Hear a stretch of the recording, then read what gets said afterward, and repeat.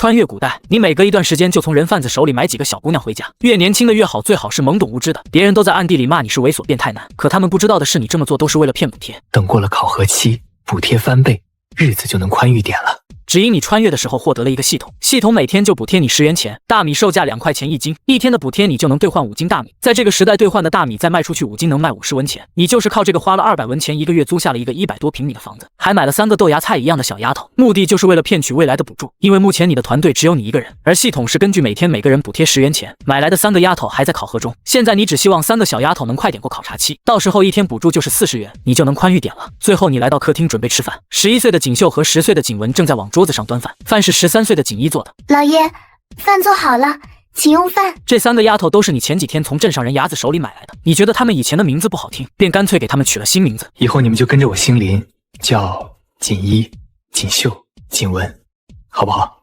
谢老爷赐名。此时桌上放着4个碗，一个大碗里面的粥很稠，里面还有个鸡蛋，另外3个小碗里的粥就很稀了，菜也就一小碗咸菜。对此你也有些无奈。我都说了几次了，不要这样搞区别对待，我也不缺这几碗粥的钱。老爷，我们喝的粥已经很好了。好吧，算了，随你们吧。对此你也没再多说，因为锦衣说的也没错，他们以前过得很差，现在能喝上稀粥就已经觉得很幸福了。毕竟一开始3个丫头还不肯和你坐在一张桌子上吃饭，也不肯给自己做粥，现在这样都算好的了。有些事只能靠时间慢慢去改变，强硬的去改变只会让3个丫头感到惶恐。随后吃完饭，你回屋把米袋子拿出来，昨天和今天的补助加起来有20元，刚好买了10斤大米。你将米袋递给了锦衣，你这里有10斤米，回头你拿去周老板的粮铺，然后再买点菜回来，其他的钱攒住。现在攒了多少钱了？回老爷，有346文。锦衣每天都要带着2个妹妹数好几遍钱，她这辈子都没看管过这么多钱，生怕弄差1文钱。随后你让锦衣给你取300文钱来，锦衣从屋子里取出一个箱子，然后拿出2枚指甲盖大小的碎银子，这一个是1钱银子，也就是100文钱。然后锦衣又数了100枚铜钱出来给你，你接过后就出门上了街。镇上的街并不长，你几分钟就溜达完了一圈，走入牙人的门店，还没等你开口，留着2撇胡子的陈掌柜便已经热情地迎了上来。林老爷您可是来巧了，今天正好有好货色，绝对是您的心头好。看到陈掌柜那张老脸上露出的猥琐笑容，你是真想一拳头砸上去，因为你的名声就是被这老小子给败坏的。什么镇子上来了个喜欢幼女的外地梁老板，已经祸害了3个小丫头，还天天往牙人店里跑，但你还是强压着心里的火气，把人带过来看看吧。好嘞，林老爷您稍等，我这就让人去叫。不多时，一个中年妇女便带着一个看上去很小的丫头走了进来。这时你突然露出了惊喜的笑容，原来是系统提示锦衣的考核期过了，以后每天可以多10元补助，这下可是能宽裕不少。而且锦绣和锦文也都是同一天买的，下午考核期也能过，这下每天收入就从10元变成了40元，你能不高兴吗？但这一高兴就没压住笑容，而陈掌柜却以为你是看到小丫头后才笑的，于是露出猥琐的笑容，心想本来这丫头太小才8岁，今天这单买卖能不能成还不好说，但是现在看来是铁定能成了，说不定还能抬抬价呢。这个外地来的林老板可真是个畜生啊！而就在陈掌柜心里算盘打得噼啪响的时候，那个8岁的小女孩一进来就看到你大笑，顿时就把她吓到了，下意识地躲在了母亲身后，哭声道：娘，你不要卖大丫好不好？大丫一定好好听话，好好照顾弟弟，我去外面干活给爹买药吃，娘你别卖了我。闻言，女孩的母亲也是心如刀绞地流下了眼泪。如果能活下去，谁会卖儿卖女呢？但是她家里的男人倒下了，要是治不好，留下他们孤儿寡母以后怎么活呀？这时陈掌柜谄媚地问道：林老爷，你看这个小丫头怎么样？你点了点头，挺不错的，要是愿意跟我走，我就买下了。不急不急，林老爷您看这丫头这么水灵，您要不再加一点？闻言你不禁有些愕然，又看了一眼这小丫头的模样，这都瘦成什么样了，你还跟我提水灵？谁给你的自信和勇气啊？你大哥是张白忍还是梁静茹啊？想到这里，你淡淡的说了一句：之后有合适的再联系我吧。说完你就准备离开。刚刚收入暴增，你心情很激动，而且这母女俩也哭得太惨了，你实在不忍心拆散人家一家人。但陈掌柜却是懵了，不知道你是真的想走还是欲擒故纵。万一他真不想要了，我可就损失好几10文钱，不行，得留住他。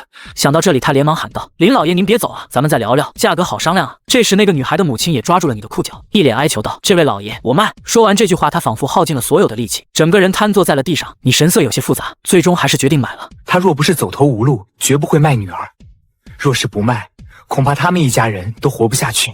随后你转身将2块碎银子拍在了桌子上，陈掌柜这次不敢再谈什么价格，急忙拿出契书来供双方画押。母女俩抱在一起，从开始哭到结束，而陈掌柜则是心情愉悦的快速完成了所有步骤，收了2个碎银子，拿出140文钱给了女孩的母亲，收费3成，净赚60文，美滋滋。看着母女俩依依惜别，母亲不断叮嘱女儿要听话，你听着难受，只能打断道：我还有事，该走了。女孩母亲在2者之间，最终还是艰难的选择了拿钱。见状，你有些无奈的叹了一口气。这是我家的地址，如果你想去看孩子，随时都能去。老妇人懂规矩，不会再上门。你放心，他在我家过得一定比你家好。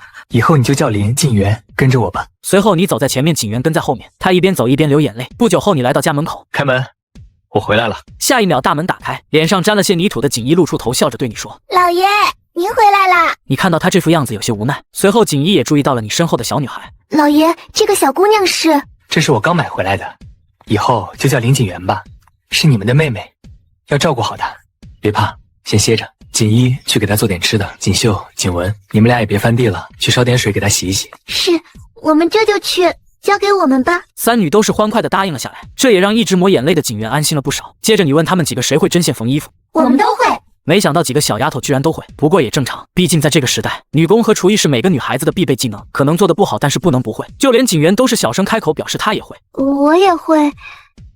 分别前，母亲就叮嘱我，一定要表现出自己的价值。然而你才刚离开，几个女孩子就叽叽喳喳了起来。你们给景元烧水洗澡，我去给她弄点吃的。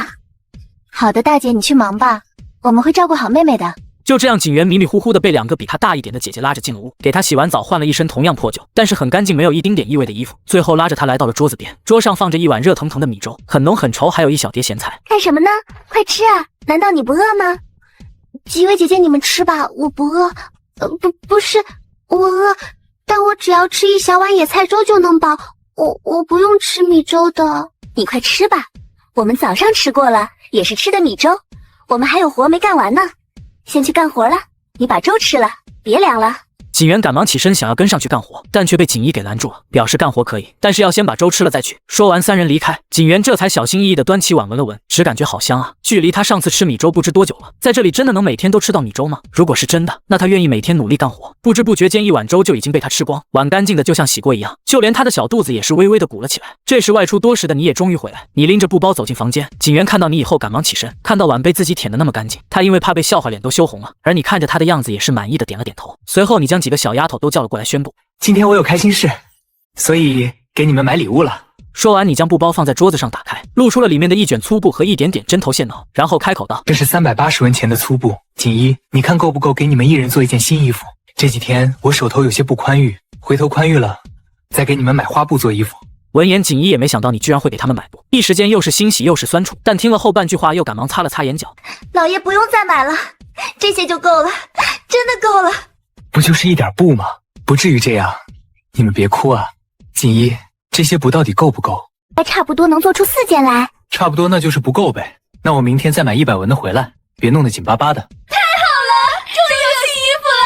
随后几个女孩便拿着布叽叽喳喳的讨论了起来。你也回到了自己的房间。现在锦衣他们几个已经过了考察期，等过几天景元也过了考察期，1天就是50元的补贴，2天就是1两银子，那么计划就可以提上日程了，那就是找到一个地方买几亩地盖个房子，然后雇佣人手开荒种地闷头发育就行了。于是你让系统帮你在附近找一块风水宝地，系统提示在方圆100里内选择合适建村地点需要100元，是否确认？你想了想还是算了，现在没钱，等过几天吧。很快时间到了下午，锦衣做好饭敲门来叫你去吃饭。饭桌上一个木盆里放着10几个粗粮饼子，炒了一盘青菜，还有一盆汤和一小碗咸菜。景元看到这些东西大吃一惊，这粗粮饼子里面竟然一点杂菜野菜都没掺，那炒青菜和汤里面居然能看到不少油，但他没想到你往桌子上一坐却是满脸的不高兴，然后拉下脸问锦衣：“家里的大米没有了吗？这标准怎么降了？青菜里面怎么一点肉丝都没有啊？”闻言几个丫头吓得大气都不敢喘，锦衣也是紧张的站起来解释道：“老爷您今天买景元回来，还买了那么多布，所以对不起，老爷家里还有鸡蛋，我去给你煎2个鸡蛋。”看着几个丫头脸上恐惧的神色，你不由有些自责，于是缓下语气说道：“多煎几个大家都吃，都跟你说过了，我有钱不用担心，你这小管家婆净替我瞎操心。”片刻后，锦衣端出来几个煎鸡蛋，给你碗里加了2个，其他人1人1个，他自己却没准备。你叹了一口气，看来这丫头是自责了，于是你从自己碗里加了1个鸡蛋放在锦衣碗里，让他别说话，安心吃吧。锦衣乖乖坐下，低着头，不想让其他人看到他红红的眼睛。见到这一幕，景元感觉这一整天都跟做梦似的一样。吃完饭，他跟着3个姐姐回到西屋，继续缝制衣服。天黑了，家里有油灯，但是没有点，早早的就躺下了。宽敞的大通铺睡下4个小丫头绰绰有余，小丫头恐惧不安的内心充满了安全感。如果这是梦，那她希望永远都不会醒来。第2天天还没大亮，不知哪个邻居家的公鸡就开始打鸣了。景元被惊醒，直接坐了起来。如果是在原本的家里，听到鸡鸣他就要立刻起来跟母亲忙活做饭，还有干不完的活等着他。但此刻的他却是有些茫然。突然他想起来了，自己昨天已经被卖给老爷了。想到这里，他又是悲从心头。不过很快他就调整好了心情，扭头看到锦衣姐姐坐起身在穿衣服，但是其他人还在睡，于是他只好小声问：“锦衣姐姐，我起来干什么活？”“我们没什么活要干的，老爷起得很晚，你做饭也比较晚，我是习惯早起了睡不着，所以才起来的。”你还是再睡一会儿吧。但是没怎么睡过懒觉的他根本睡不着，就跟着锦衣出门找点活做。很快不是很满的水缸被两人装满。随后锦衣问景元饿不饿，要是饿的话我就现在做饭。可老爷不是还没有起来吗？没关系的，老爷人很好，也不在乎这些。好像咱们能吃饱穿好他会更开心。老爷从来不会拿我们当下人的，是真的当做妹妹照顾的。不过老爷好归好，我们还是要明白自己的身份。不久后你也起来了，5个人一起吃的早饭，然后你就独自一人背着个装着20斤大米的袋子出门了。你对外的说法是家里是做粮食生意的，所以家里囤了点粮食，用以解决日常所需，还和镇上一个粮食铺老板说好了，市价22文的大米你只要20文，老板也省去了收货的时间精力，每斤净赚2文钱，已经合作了大半个月了。回来后你把正缝衣服的4个女孩叫了出来，都过来一下，发工资了。老爷，什么是工资？就是月钱。什么是月钱？你们知不知道大户人家的丫鬟都是有月钱的啊？签了卖身契还给钱吗？当然了，大户人家都是这样的。啊，你们几个不是丫鬟，那就给你们零花钱，反正都差不多的意思。暂时每个月给你们1人100文零花钱，以后还会涨。愣着干什么？1人1份，都来拿啊！但听到你说完几个丫头你看看我，我看看你，却是没一个人上前去拿。毕竟他们从来没想过自己居然也会有资格拥有自己的私产。虽然几个小姑娘都是买来的，但你还是每月给他们月钱，而他们却没一个人敢上去拿，只好把小钱袋一个个塞到他们手里。锦衣拿着钱感觉像烫手一样。五爷，你给我们钱是不是要赶我们走？你顿时感到无奈，只好出声安慰，这些就是你们自己的钱，爱怎么花怎么花，就是丢井里我都不管。说完便回到了自己屋里，几个小丫头则是兴奋的叽叽喳喳讨论起来，人生中第一次拥有自己的钱，几个人兴奋的不知道该做什么好。最小的景元皱着眉头说，爸爸病了，我要是把钱拿回家给爸爸治病，老爷会不会不开心？应该不会，老爷说了，我们可以自己做主，想回家就回去看看，尽量早点回来，更不能不回，不然就报官把他抓回来。傻子才不回来呢！你爸爸病了，不知道要花多少钱呢？我这份你先拿去用。不行不行，我肯定还不起的。没事的，月钱每个月都有。景元刚想问大姐不回家吗，就被锦绣一把捂住嘴，拖着她出了门。景文赶紧追出去，似乎想到了什么。锦衣紧随其后，拉住几个没走远的妹妹，然后皱眉吩咐，回去给钱可以，但是不许说钱月月都有，就说是老爷给的赏钱，我们不能给老爷找麻烦。闻言，几个丫头虽然不大，但还是明白其中的道理，就怕家里人月月跑过来要钱。而等到几个妹妹都离开了，锦衣则是默默回到屋子里，潸然泪下。你推门走了进去，锦衣赶紧擦了眼泪，勉强露出笑容，真是个可怜的丫头。你坐在她身边，搂住她瘦弱的肩膀。锦衣，我给你取名林锦衣的时候，就决定了以后拿你当亲妹妹对待，所以你不是一个人，你还有个哥哥，你的哥哥会照顾你，爱护你，会为你准备嫁妆，让你风光的出嫁，让你婆家人不敢小瞧你，只要我活着就会为你遮风挡雨，不让任何人欺负你。闻言，锦衣的双眼逐渐模糊，开始抱着你放声大哭。另一边的景元回到曾经破旧的家里，两个弟弟看到大姐回来，高兴地抱了过来，弄脏了她的衣服。听到动静的母亲从屋里走来，看到是大丫回来，顿时火了起来，这丫头胆子这么大，竟敢偷跑，要是被发现报官，后果不敢想象。接着就暴力地将两个缠着女儿的儿子推开，哪怕儿子摔倒哭泣都顾不上。但不管娘亲信不信，景元还是将请假回家的事说了出来。娘，我没有偷跑，是老爷允许我回来看看的。这时屋里传来一个虚弱的声音，闻言景元眼睛一红，就冲进了屋里。屋里是一个干瘦的中年人，强撑着坐起来，红了眼眶，因为他觉得最对不起的就是大丫。景元红着眼睛摇头，爹，我跟着老爷很好，老爷还赏了我钱，我回来给你治病。听到这些话，景元爹一愣，眼神里透出无限的哀伤，举起拳头狠狠地砸了床板一下，还喜事，畜生啊，畜生啊！后面进来的景元娘也是一愣，同样面露悲色，很想再抱着女儿哭一场，但是看女儿走路又不像那么回事，于是拉着她到半堵墙后面，让她把裤子脱下来看看。景元虽然不知道要做什么，但还是红着脸脱了裤子。片刻后，景元娘才松一口气，走过来在景元爹耳边小声解释，夫妻俩仿佛卸下了千斤重担一般。随后才想起女儿说钱的事情，景元将2小袋钱拿出，交给母亲给爹买药，100文是自己的，另外1半是一个姐姐的。之后景元娘也是露出笑容，扬言要给你这个林老爷立长生碑。好人都是好人啊！团圆的时间过得很快，景元说完下次有赏钱还拿回来便要离开。景元娘张嘴想要拒绝，但又没有说这话的底气，只好吩咐景元回去好好干活，当牛做马。景元不好意思的点头，毕竟不能说自己天天没事就是待着吧。走出大门，回头看了一眼破败的家，又想了想老爷说的话，给的月钱，自己才8岁就可以养家了，这种自豪感简直爆棚。唯一不好的就是衣服脏了，毕竟老爷可是很爱干净的。而毫无意外的，3个请假回家的女孩都回来了，就像景文说的，除了傻子才会逃走。与此同时，你花了100元在距离青牛镇10几里的地方选了块风水宝地，又花100元让系统做了规划，根据自己的要求和想法进行一点修改，然后请镇上的王老板找人建房子。仅仅10几天过去，一座3进大院就盖好了。当4个小丫头来到这里，一个个脸上都满是兴奋。老爷，以后这是咱们自己的家了吗？你闻言点点头，让他们去后院选个房间，再添一些家具就可以住了。这时系统提示：万里之行始于足下，恭喜获得固定据点，奖励团队抽奖1次。根据介绍，系统的抽奖功能很稀有，可以根据需求锁定范围去抽。不过现在你主要还是要继续搞钱，将来为了人口还要雇人开荒都需要钱，于是你果断选择了抽奖。目标是方法简单易操作还赚钱。系统提示：恭喜获得一体式蒸馏器1台，请选择指定放置地点。见状你有些失望，还以为是类似海水晒盐这类超级暴力技术呢。随后你便溜达到后院，让锦衣指挥工人干活。不过锦衣也是第一次指挥，多少有点紧张和激动。当然平时指挥3个妹妹干点小活不算。锦衣13岁，来到你这1个月时间养得不错，曾经苍白的小脸已经十分红润。虽然在你看还只是个丫头，但实际这个年纪的女娃十分接近大人了。毕竟女子14、15岁嫁人生子是常态，再加上锦衣穿上干干净净没有补丁的新衣裳，也不是什么人都能穿得起的，看上去就是大户人家的丫鬟。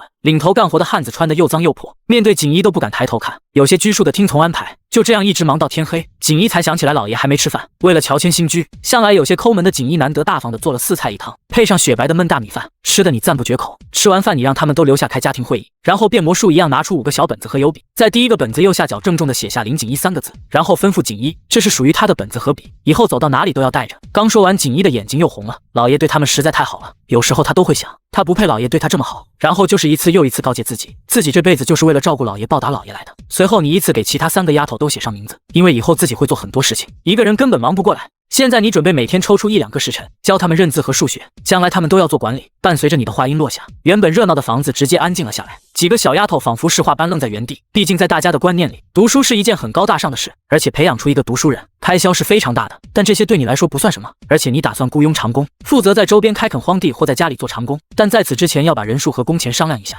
接着你给锦衣说出你的想法，先招募20人左右，男女老幼不限，毕竟你在乎的就是人口数量，男女老幼无所谓，反正都是一个人1天10元补助。而锦衣则是快速的在脑子里计算着，普通农户家1户5、6个人，拥有2、3亩地，1年下来交了税留下一半吃的，剩下卖掉可能只有1、2银子左右，1年下来基本没有结余。如果老爷开了荒地，少收点税应该能吸引一些人来。但你听后却表示，我不打算收税，也不给分地，这些地我准备种一些好东西。最后在你和锦衣的商量下，决定以1户人家每个人300文的工钱为标准，这样雇佣一家人1个月只需花30元，还有比这更廉价的劳动力吗？但锦衣还是忍不住开口，老爷，你真的要给这么多吗？你点了点头，多吗？我觉得还好吧。闻言锦绣忍不住问道，那老爷真的男女老少都可以吗？我可以让我爹娘来吗？听到这锦衣直接怒喝打断，示意他不要再说了。锦绣被吓了一跳，连忙缩了缩脖子，对不起老爷，你让锦绣别怕，同时也让锦衣不要再吼妹妹了，反正我现在需要人手，用谁不是用啊？锦绣你家人要是愿意过来，那就过来吧，而且其他人也都可以。闻言锦绣、锦文、锦元3个丫头又哭了，扑通一下跪在地上给你磕头。对此你也有些无奈，都起来都起来，要是不起来就不让你们家人过来了。第2天，锦衣坐在椅子上摆出一副小大人的模样，现在你们都跟着老爷姓，这里才是你们的家，老爷才是你们的亲人，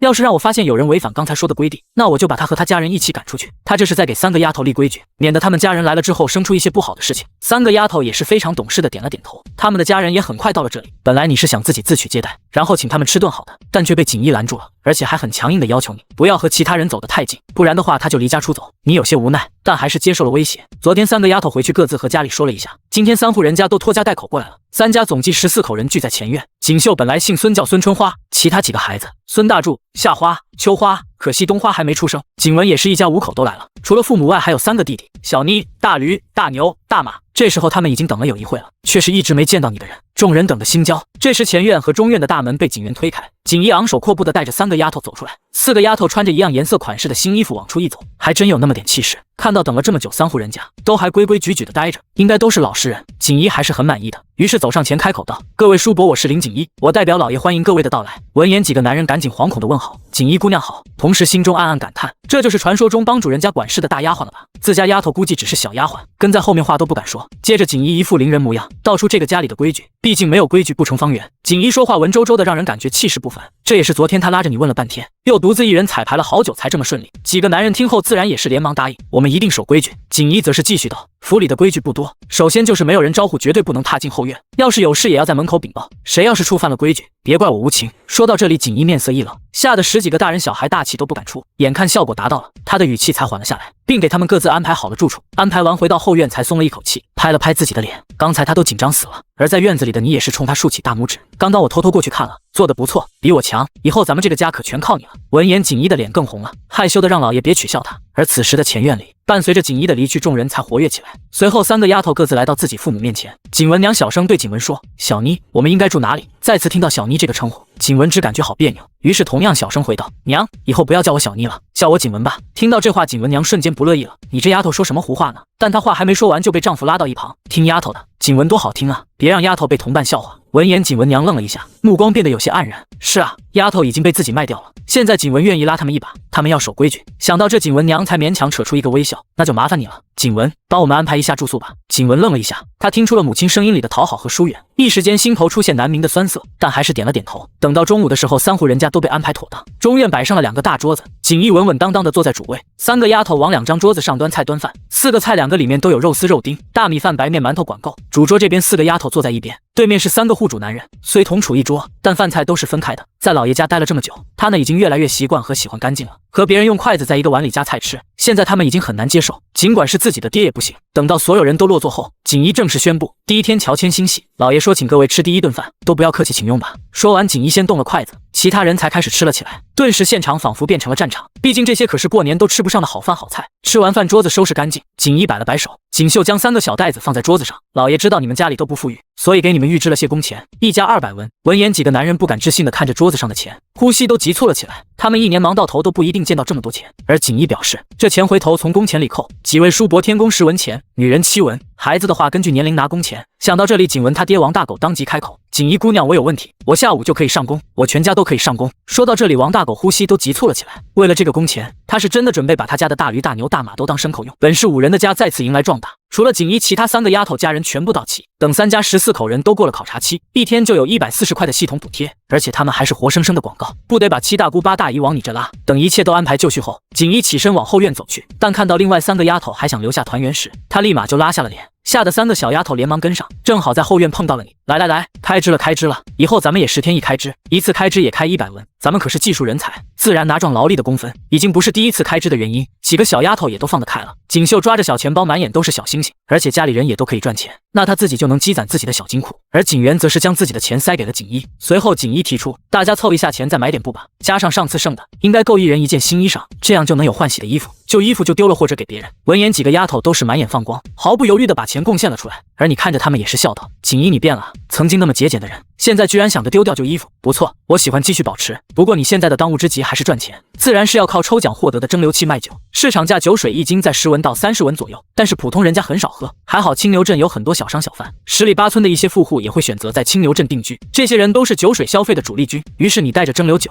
和镇上酒馆的张老板谈了一笔生意，讲了讲自家神仙酿的好，又讲了讲未来的发展趋势，然后酒馆就跟着你的姓了，扣除运营成本利润你拿70%。而随着你一波邀请富户免费品酒，神仙酿之名在镇上一炮而红。最便宜的普通酒水10文1斤，而神仙酿卖100文1斤。它的出现让千杯不醉成为历史。此时一辆马车上摆满大大小小的坛子，锦衣坐在上面正翻着自己的笔记本。到了酒馆后，2个年轻伙计过来搬酒水，路过锦衣身旁时低头看都不敢看，等锦衣走过之后才敢偷偷的看几眼。酒馆的张老板立刻迎了过来，打完招呼之后，锦衣便翻看账本，同时拿出自己的小本子写算算，果然算出很多的出入。闻言，张老板赶忙用算盘噼里啪啦算起来，而后主动承认了自己的错。起初锦衣来查账时，他还有些不屑，就算自己做假账，这个小丫头也看不出来，结果就被狠狠的打脸，再也不敢了。这时锦衣也是开口说出了此行目的，现在神仙酿供不应求，迫不得已我们只好涨价，对外售价200文1斤。闻言，张老板倒吸一口凉气，好家伙，直接翻倍，心中顿时萌生一个想法，因为你的神仙酿就是用他的原酒兑的，既然神仙酿翻倍涨价，那他提供的原酒是不是也可以涨价？闻言，锦衣脸上职业化的笑容逐渐消失，露出明媚的笑容。刚好前2天有人登门，说是在附近弄个酒厂，可以低价给我们提供原酒。听到这，张老板的脸都绿了，连忙摆手，这是一个误会，锦衣小姐不要放在心上。随后2人交流一些事情，锦衣才收了银子买点东西回府。回到家里，在外行事稳重的锦衣才露出几分少女感，俏皮的向你吐槽，老爷，那张老板靠着咱们的酒赚了不少，但却人心不足，看来过些时间就要把他踢开了。你点了点头，这些事让他自己决定就好，你只负责拍手叫好。随后锦衣又开心地说，老爷，现在我们每天出酒100斤，送到酒馆就是10两银子，酒馆卖出去又是10两银子，抛去杂七杂八的成本，咱们每天就有14两多，一年下来就是大约5000两。锦衣被自己算出的数字吓一跳，天啊，一年5000两，就算是有万亩良田的大户才有这个收益吧。其他几个丫头也跟着兴奋，景文露出傻乎乎的笑容，那我们是不是想吃什么就能吃什么？此时景文的脑子里已经出现画面，很快就被锦衣打在脑壳上，大家伙想想就行了，才不外露，别被人打了主意。然后又转身道出自己的疑虑，毕竟原酒放在张老板那属实不安心，不如自家开一个酒厂，能够日产500斤那种原酒，大概得需要10几个人。你一听需要人手，瞬间来了精神，10几个哪够，先找20个。锦衣就这么干，尽快招人，让那个贪得无厌的张老板知道得罪小女人的下场。可酒厂位置设备等让他们犯了难，最后锦衣决定还是收购张老板的酒厂，最好连工人一起打包过来。几个丫头干劲十足，商量完立即行动。锦衣叫人赶马车去找张老板，锦绣去找搞建筑的王老板建造厂房，景文、景元去联系粮商谈粮食供应。只有你这个老爷躺在家里当咸鱼。张老板那边为了酒馆这个大头生意，含泪把酿酒厂这个小头生意放弃了。毕竟神仙酿的销量太过惊人，虽然镇子一天消耗不了100斤神仙酿，但架不住你饥饿营销做得好。镇子里总有人说神仙酿好，是因为你加了特殊材料，随时可能断货，导致不少爱喝酒的人一次就买很多。这一次的涨价就更火爆，这东西不但好喝还能投资，连不喝酒的人也要抢一手。时间过得很快，你手下的人达到了53口人，等他们考察期过了，一天的补助将高达720元。想到这里，你还是开口提出，锦衣，我觉得咱们老百姓还是要以土地为主，你多费点心，多找点人来开垦荒地，多种粮食。闻言，锦衣虽然有些不解，但还是照做。老人、小孩、和尚、尼姑或是残疾人都可以过来。不过虽然把话放出去了，但起初没有几个人相信。直到你给第一批来酒厂工人开了工资后，很多人就都争着抢着来开荒，但光种粮食还不行。于是你让系统抽取高产量农作物的种子，系统提示恭喜获得红薯种子购买权。随后你拿了一些红薯就来到了厨房，烤完后叫来4个小丫头一起吃，并给他们介绍道：锦衣，这东西叫红薯，我更喜欢叫地瓜，我就是准备种这东西。锦衣点了点头，继续拿起没吃完的地瓜扒着吃，他也觉得这东西很好吃，于是忍不住问道：老爷，所有荒地都要种这红薯吗？种子足够吗？这东西确实挺好吃的。对了，这东西产量怎么样？还行吧，1亩地2、3千斤总是有的，至少是一般农作物的10倍。此话一出，几个人手上的地瓜都掉在了地上。锦绣勉强挤出一丝笑容，老爷又开玩笑逗我们，天底下哪有产量那么高的东西？不信咱们就打赌，赌什么都行嘛。老爷要给咱们好处了，快都参与起来。景文笑呵呵地看着你，感觉这次又有好东西拿了。你也是笑了，见识浅薄的小丫头，有你们哭的时候。随后你带着4个丫头来到后院一间空着的仓库，然后突然说道：告诉你们一个秘密，其实老爷我是神仙。说完你转过头，本想看到几个丫头错愕的表情，没想到4个丫头却都是一脸平静地看着你。你有些挫败，古代精神建设都这么好的吗？看见活神仙都不能让人吃惊。想到这里，你不服气的一挥手，顿时1万斤红薯凭空出现，将屋子几乎填满。几个小丫头兴奋激动地鼓掌，哇，老爷好厉害啊！见状你这才反应过了，不对啊，你们不应该害怕吗？锦衣却笑着说，我们又不傻，早就猜到一些东西了，不过我们不在乎老爷是神仙还是妖怪，我们几个这辈子就赖定老爷你了。闻言你的眼睛有些酸，这几个丫头也不怕自己是老虎精什么的。想到这你开口道，那我就跟你们坦白了，我算是意外来到这个世界的神仙吧。老爷我有些法力，但依然还是普通人的身躯，也会生老病死，所以你们几个可别把我的秘密透露给别人。这时景文第一个站出来答应，就算自己被饿死也不会说出去的。其他几人也跟着附和。接着你继续向他们透露，就是自己的法力取决于手底下的人数，自己家业越大，下面人越多，法力自然就会越高强。听到这里，锦衣努力地想了想，在这个饥荒人人吃不饱的年代，最不缺的就是人口数量，被招收的人还会感恩戴德。而在接下来的日子里，光是建立村子整个工期就花了4个月。目前由王老板组建的建筑队就有200人，几个小丫头也慢慢变成大人模样，尤其是锦衣越发的成熟。你带着4大丫头沿着街道走着，锦衣拿着小本子一边走一边汇报，200多个铺子，暂时只有10几户商家，有酒铺、粮食铺、布铺，但其实都是咱们家的生意。你点了点头，咱们这边人目前还不多，只是刚刚突破800人，消费力不足，吸引不到商人也正常。想到这里，你又问起了神仙酿现在多少钱？毕竟这款酒已经不在镇上酒铺卖了，都是直接供给一些有实力的大商人。现在售价500文1斤，一天出900斤，那就是50两银子。不过这些钱太多了，恐怕会被有心人盯上，要做些准备。明白老爷，我回头就开始挑选合适的练家子，咱们组建一个村子护卫队。说着，你便从系统取出一本现代的训练手册，而且要培养这些护卫的忠诚度。你想起前些天听到的消息，北边有将军反叛，放了蛮族入关，京城的皇帝恐怕心里很难受。你可不希望有一天自己养活的人反过来冲进这里大肆破坏。而锦衣看着书上的内容，也是双眼放光，这样训练出来就能好好保护财产，保护他们好不容易创造的美好。随后你又想起来，再过些天红薯应该就能收了，让锦衣做好准备。很快府内上上下下几百人都来到田地里收红薯。只见一个男人扒开泥土，看到一根和他拳头差不多大小的红薯，脸上露出兴奋的笑容。虽然这些红薯和他们没关系，但农民看到粮食那种本能的喜悦是压制不住的。这家伙好大呀，一个就够我吃的了。老爷说今天收完之后让大家一起尝尝，据说味道不错，旁边好像还有。结果男人刚挖完这个，就又发现另一个，越挖越多。他脸上的表情也从刚开始的兴奋渐渐变成恐惧。这晴天白日的不会见鬼了吧？地里怎么会长出这么多粮食？另一边一个上了年纪的老人也在挖，看着这些不切实际的真实，笑着笑着就哭了。要是早有这东西，我家老三当年也不会饿死了。而你就待在地头，坐在一张舒服的靠椅上，面对此情此景，只想吟诗一首，奈何没文化，只能默默喝茶。四大丫头也待在一边，围坐在一起讨论家里各项生意。这时王大狗突然满头大汗的跑了过来，又兴奋又恐惧的喊着：“老爷，大家都疯了！”很多人抱着生地瓜啃，一边啃一边哭一边笑的。你起身眺望看了几眼，只是淡淡的一句：“问题不大，大家只是太高兴了。”不久后，景文找了一些情绪稳定的人，开始测量挖掘计算。第一块地3700斤，第二块地差一点破4000斤，接着又是第3块、第4块、第5块，不同位置的5块地，最终平均3800斤。数据一出来，所有人都懵了。全部200多亩地都挖出来，不得有80万斤的产量，这些能够保证1万人不饿肚子，当然也只是达到饿不死的要求。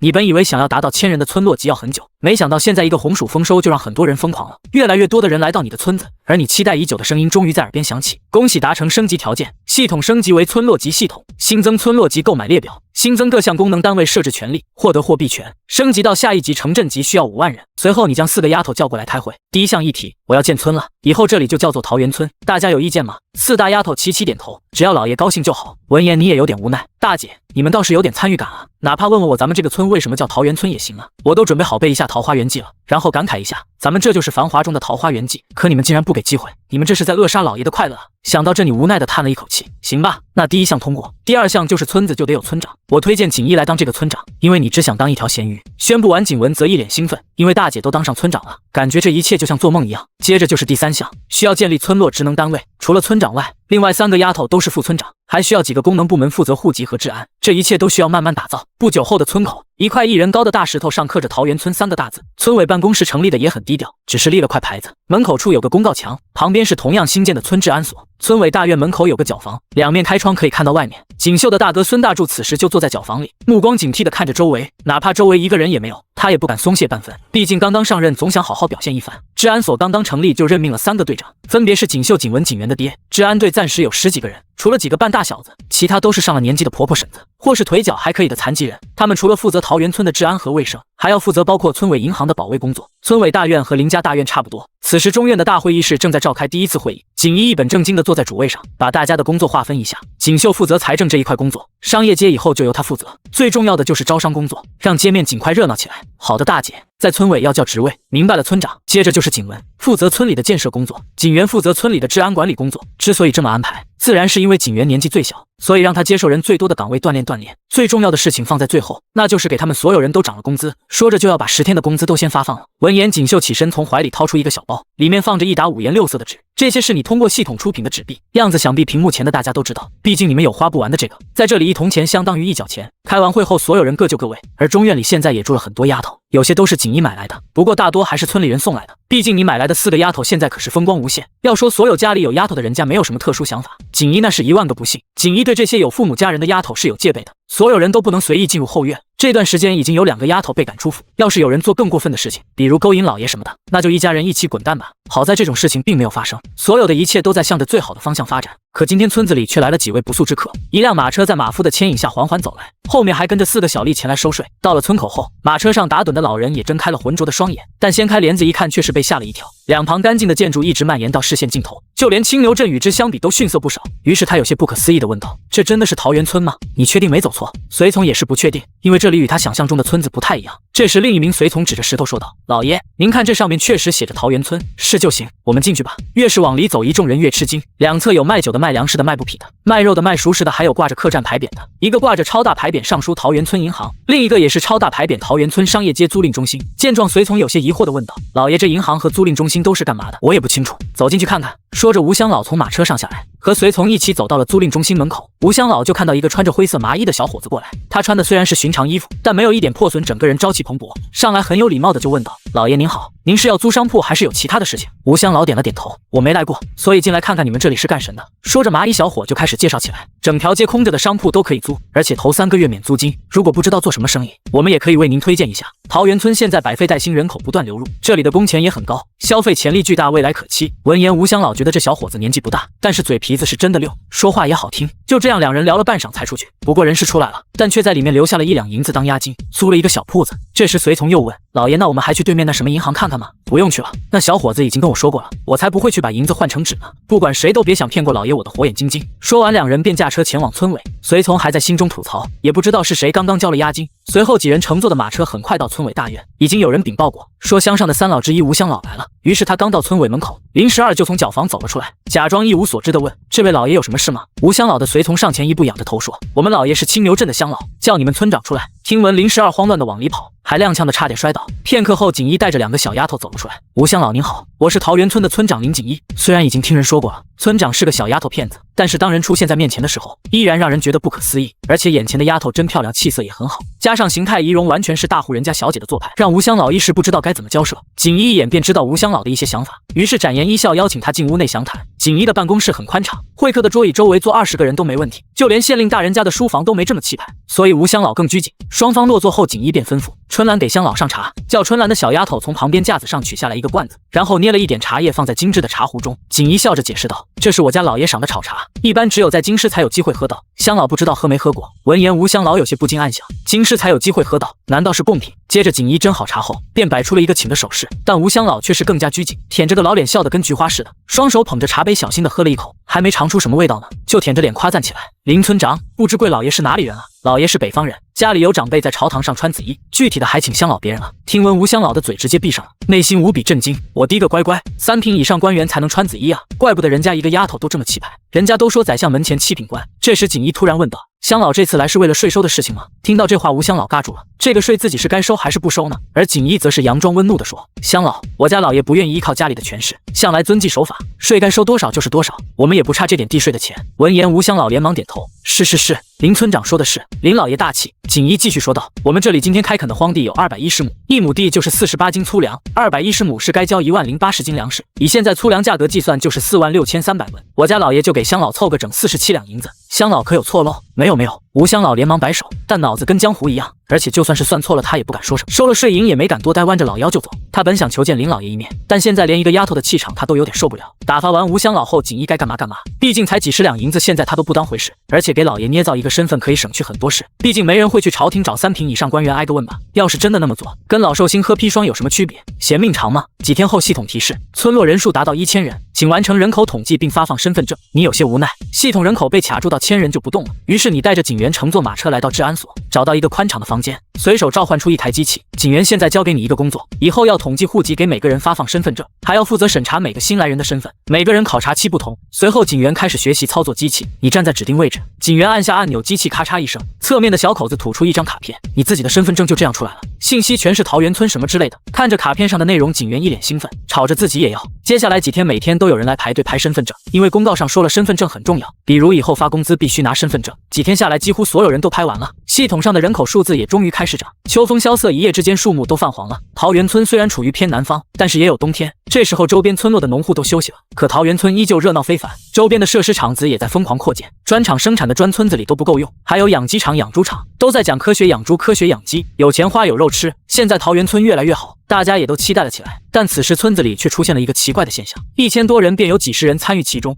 这段时间，桃源村迎来了一波结婚潮，区1000多人的村子居然有几十对新人结婚，多数还都是男孩子娶了外面的女孩子回来。而造成这种情况的原因有2个，一是因为大家富裕了，能娶得起老婆了；二是因为这里的人之前大多数都是生活在最底层的人家，很多到了适婚年龄的人都还没娶老婆，这时候富裕了，正好可以娶老婆了。而女孩子则是不愁嫁的，再穷也能嫁出去，只是穷的嫁得不好罢了。针对这一情况，村里也给予了部分补贴，成婚者16岁以上可分配新房免3年租金，16岁以下的就抱歉了，村里不支持太早结婚，所以没有支持这个政策，也导致有几对新人延迟了婚期，准备明年再结婚。而且村委公告墙上也出了公告，建议18岁左右结婚，那时候生育最好，孩子和母亲的事故率也低。对于这个公告上的内容，大家还是相信的，因为告示最后说这是林老爷说的，这个种子在大家心里种下，以后肯定能收到好的效果。此时桃源村村口3辆马车走进村子，前头马车的窗帘掀开，一个留着美髯的中年男人露出脸来说道：“这就是神仙醉的产地桃源村吗？”随后一个美妇人的脸也凑了出来，看了看周围道：“老爷，这桃源村街上倒也见得气派，一般镇子都比不了，只是太荒凉了些，街上没几个人，正常，毕竟听说只是刚刚建设了1年就建设成这样，很不容易了。”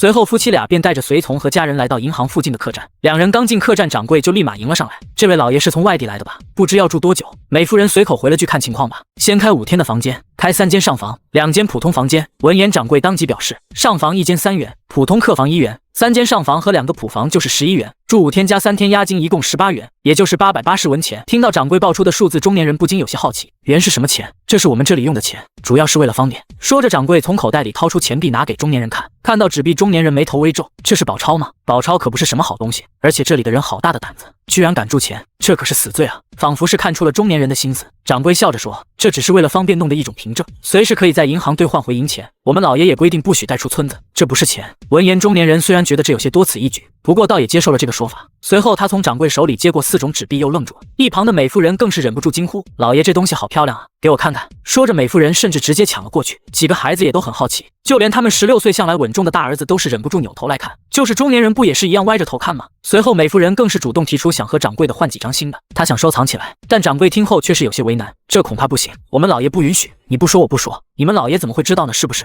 而且你们这里不是都用这种东西吗？我找其他人换也行啊。夫人您就别为难我了，您要是真的喜欢，那就去旁边银行换。你不说他们也不知道你拿来干嘛，还可以要求换新一点的。那行吧，掌柜的，先把房间给我们开好吧，找钱给我就找你们这里的钱。说着，美妇人递过去一锭1两的银子，掌柜的点了点头，接过银子，然后找了12元给他，1张10元，2张1元，随后拿出一个账本，在上面写字记录。中年人瞥了一眼账本上的阿拉伯数字，又是一愣，忍不住问道，掌柜的，你这写的是什么字？我怎么没见过？这是我们老爷发明的字，简单好用，清晰明了。自从学会这种字，可是比以前轻松太多了。听到这里，中年人本想请教一下，可是自己堂堂一个举人老爷去请教一个小客栈的掌柜，实在是有些拉不下脸，于是只好掩饰地说，你家老爷是个了不起的人啊，真想拜访一下。闻言，掌柜也是颇为自豪地说，我们老爷确实厉害，简直就是神人，只不过您想拜访的话恐怕比较难，我们老爷一般不见客，所有事情我们老爷的丫鬟就能处理得好。我们村的村长锦衣姑娘都只是老爷当初买来的丫鬟，锦绣姑娘也是，现在你看这么大一条街还有银行，都被锦绣姑娘打理得井井有条，还有锦文姑娘、锦元姑娘都很了不起，是我们村的4朵金花，而我们老爷就有点石成金的本事。闻言，林举人点了点头，虽然觉得掌柜的话里有些夸大，但他还是觉得这位神秘的老爷是个人物。不过他不好意思请教掌柜的，他的儿子反而是开口了，掌柜的，我能向您请教一下这些字吗？被这么一问，掌柜也是愣了一下，小公子您没开玩笑吧？没有，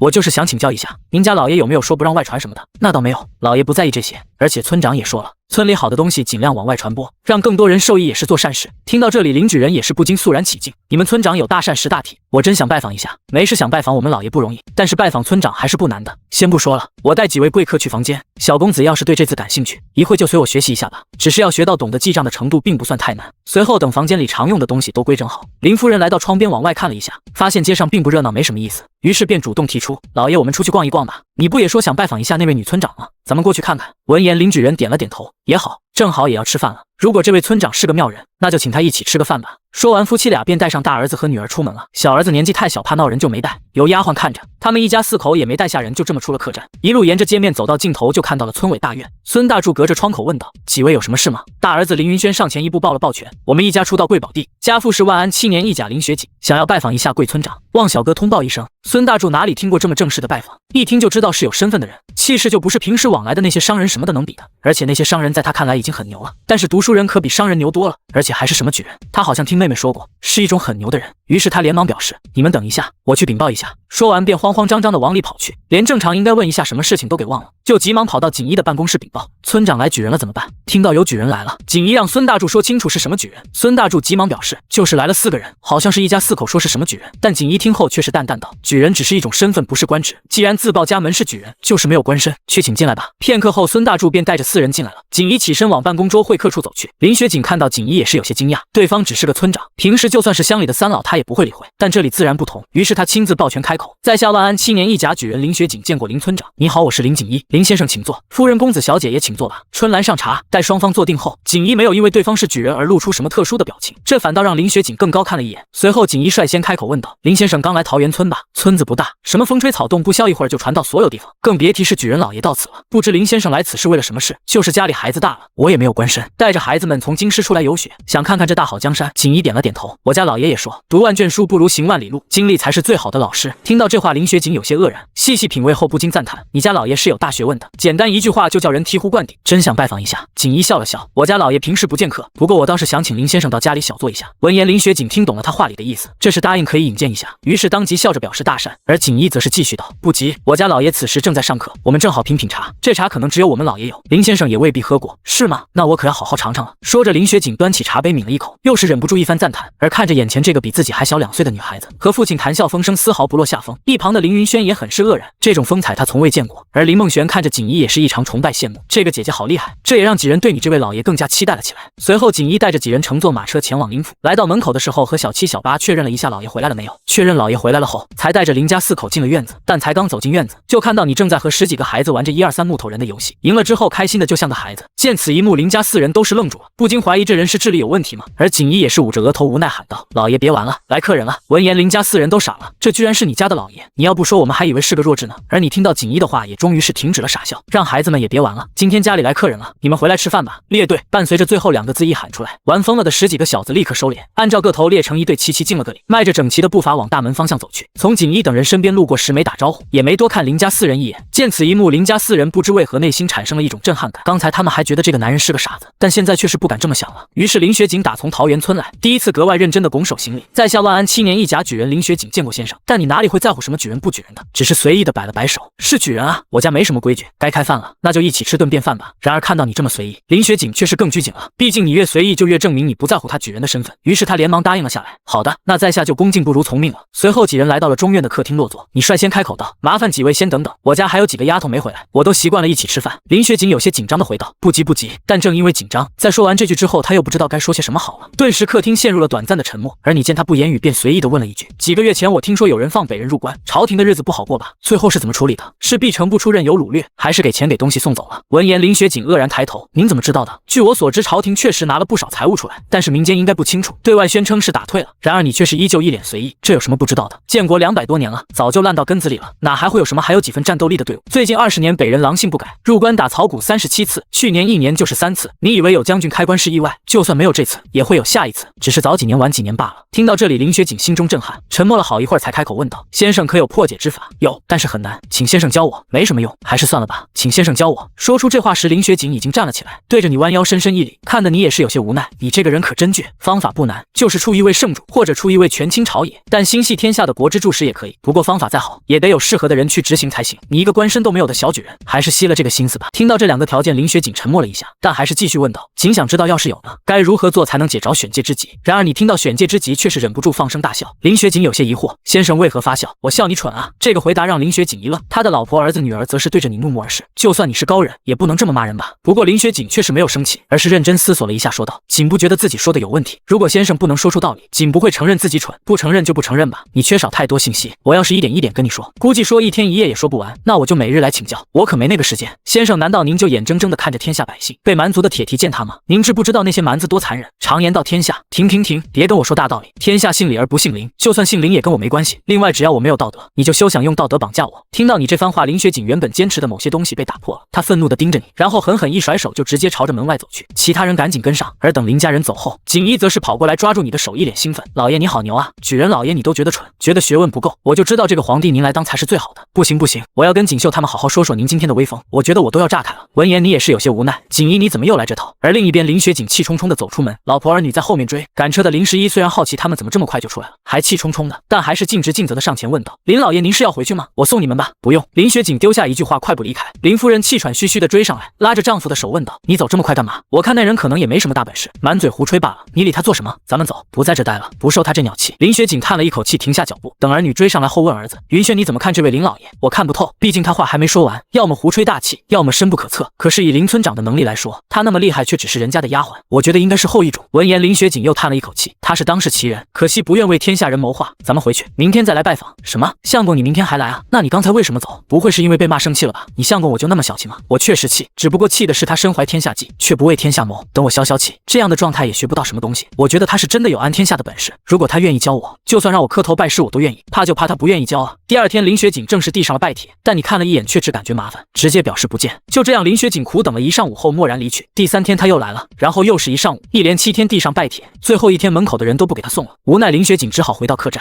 让妻子租下一个院子，做好了打长期战的准备。随后他来到村委找到锦衣，表示想在桃源村求个差事。这话让锦衣都差点没绷住。举人老爷你别闹了，一甲举人的举人哪怕是没有关系背景的那种，但也随随便便都能混个京师的七品官。京师的七品官和普通七品县令可不是一个含金量，现在跑来村里找个差事是闹哪样？村里最大的官就是村长，不能给他。于是锦衣只好又和他确认了一遍，林先生您是认真的吗？您要是认真的，那我就给您安排个副村长吧。好，我接受。晚上回到家，锦衣把这件事和你说了，因为怕你不高兴，他已经做好了被骂的准备，但他也是真的想把这位举人老爷留下来，因为老爷总是说人才才是根本，一甲举人的举人肯定算是人才，如果一甲举人都不算，那谁还能被称作人才？当然自家老爷不列入对比行列，毕竟自家老爷是神仙。想到这里，锦衣开口道：老爷你骂我吧。骂你？为什么骂你？老爷你不是不喜欢他吗？可我却擅自主张让他当了副村长。没有，我哪有不喜欢他，我只是嫌他麻烦。要是关系好了，我怕他天天在我耳边说什么天下兴亡匹夫有责，什么先天下之忧而忧之类的东西。天下兴亡匹夫有责，先天下之忧而忧，老爷这话还有下句吗？有的，先天下之忧而忧，后天下之乐而乐。怎么了？没有，我就是觉得这两句话将来用得上，我记下来。老爷您继续。听到这话你有些无语，这丫头不会是打算把这两句话绣在反旗上吧？真要这么做，老爷我怕范仲淹会跟着穿越过来找我啊。于是你开口说道：没什么了，总之他在哪里干什么无所谓，只要别来烦我就行。你也别太迷信什么举人，这科举制度之下搞出来的东西，很多在我看来都很蠢。很多所谓的学霸，你仔细看他们的眼睛，里面都是没有光的，聪明人眼睛都是亮的。你看他那个儿子，我看起来感觉就有点蠢。再看看你们几个，那眼神里面的光都要溢出来了，你们都比那姓林的举人聪明多了。闻言，锦衣一脸兴奋：老爷，我的眼睛里真的有光吗？有多亮啊？太亮了，你再盯着太阳的方向就要亮下了。说完，你便笑着直接溜了。锦衣哼了一声，老爷一整天都没个正形，不过这回他心里总算是有底了。第二天，林雪景一路来到村委大院，走到分给他的宽敞办公区，将带来的笔墨纸砚放好，简单的摆弄一下柜子，将摆件什么的按照自己的喜好弄好，然后还没等他去找锦衣，锦衣就自己来了。林雪景也是很快就进入了状态。村长您来了。锦衣摆了摆手，林先生在正式场合咱们要以职务称呼，私下里我比你女儿大不了多少，你喊我名字就好了。好的，锦衣姑娘，那现在我应该做什么呢？我来就是为了这件事，等会要开会，所以我提前过来和您沟通一下。咱们村现在1100多常住人口，主要工作有负责商业的，现在由锦绣负责，工地建设没有特殊情况，一直都在建，我们这人会越来越多，这一块目前景文负责，最后就是民生这一块暂时由景元负责。这3个板块您对哪一块最感兴趣？民生。好，那等会会议上我就把民生这一块工作划给你，由你和景元一块负责，正好景元年纪还小，你也能带他。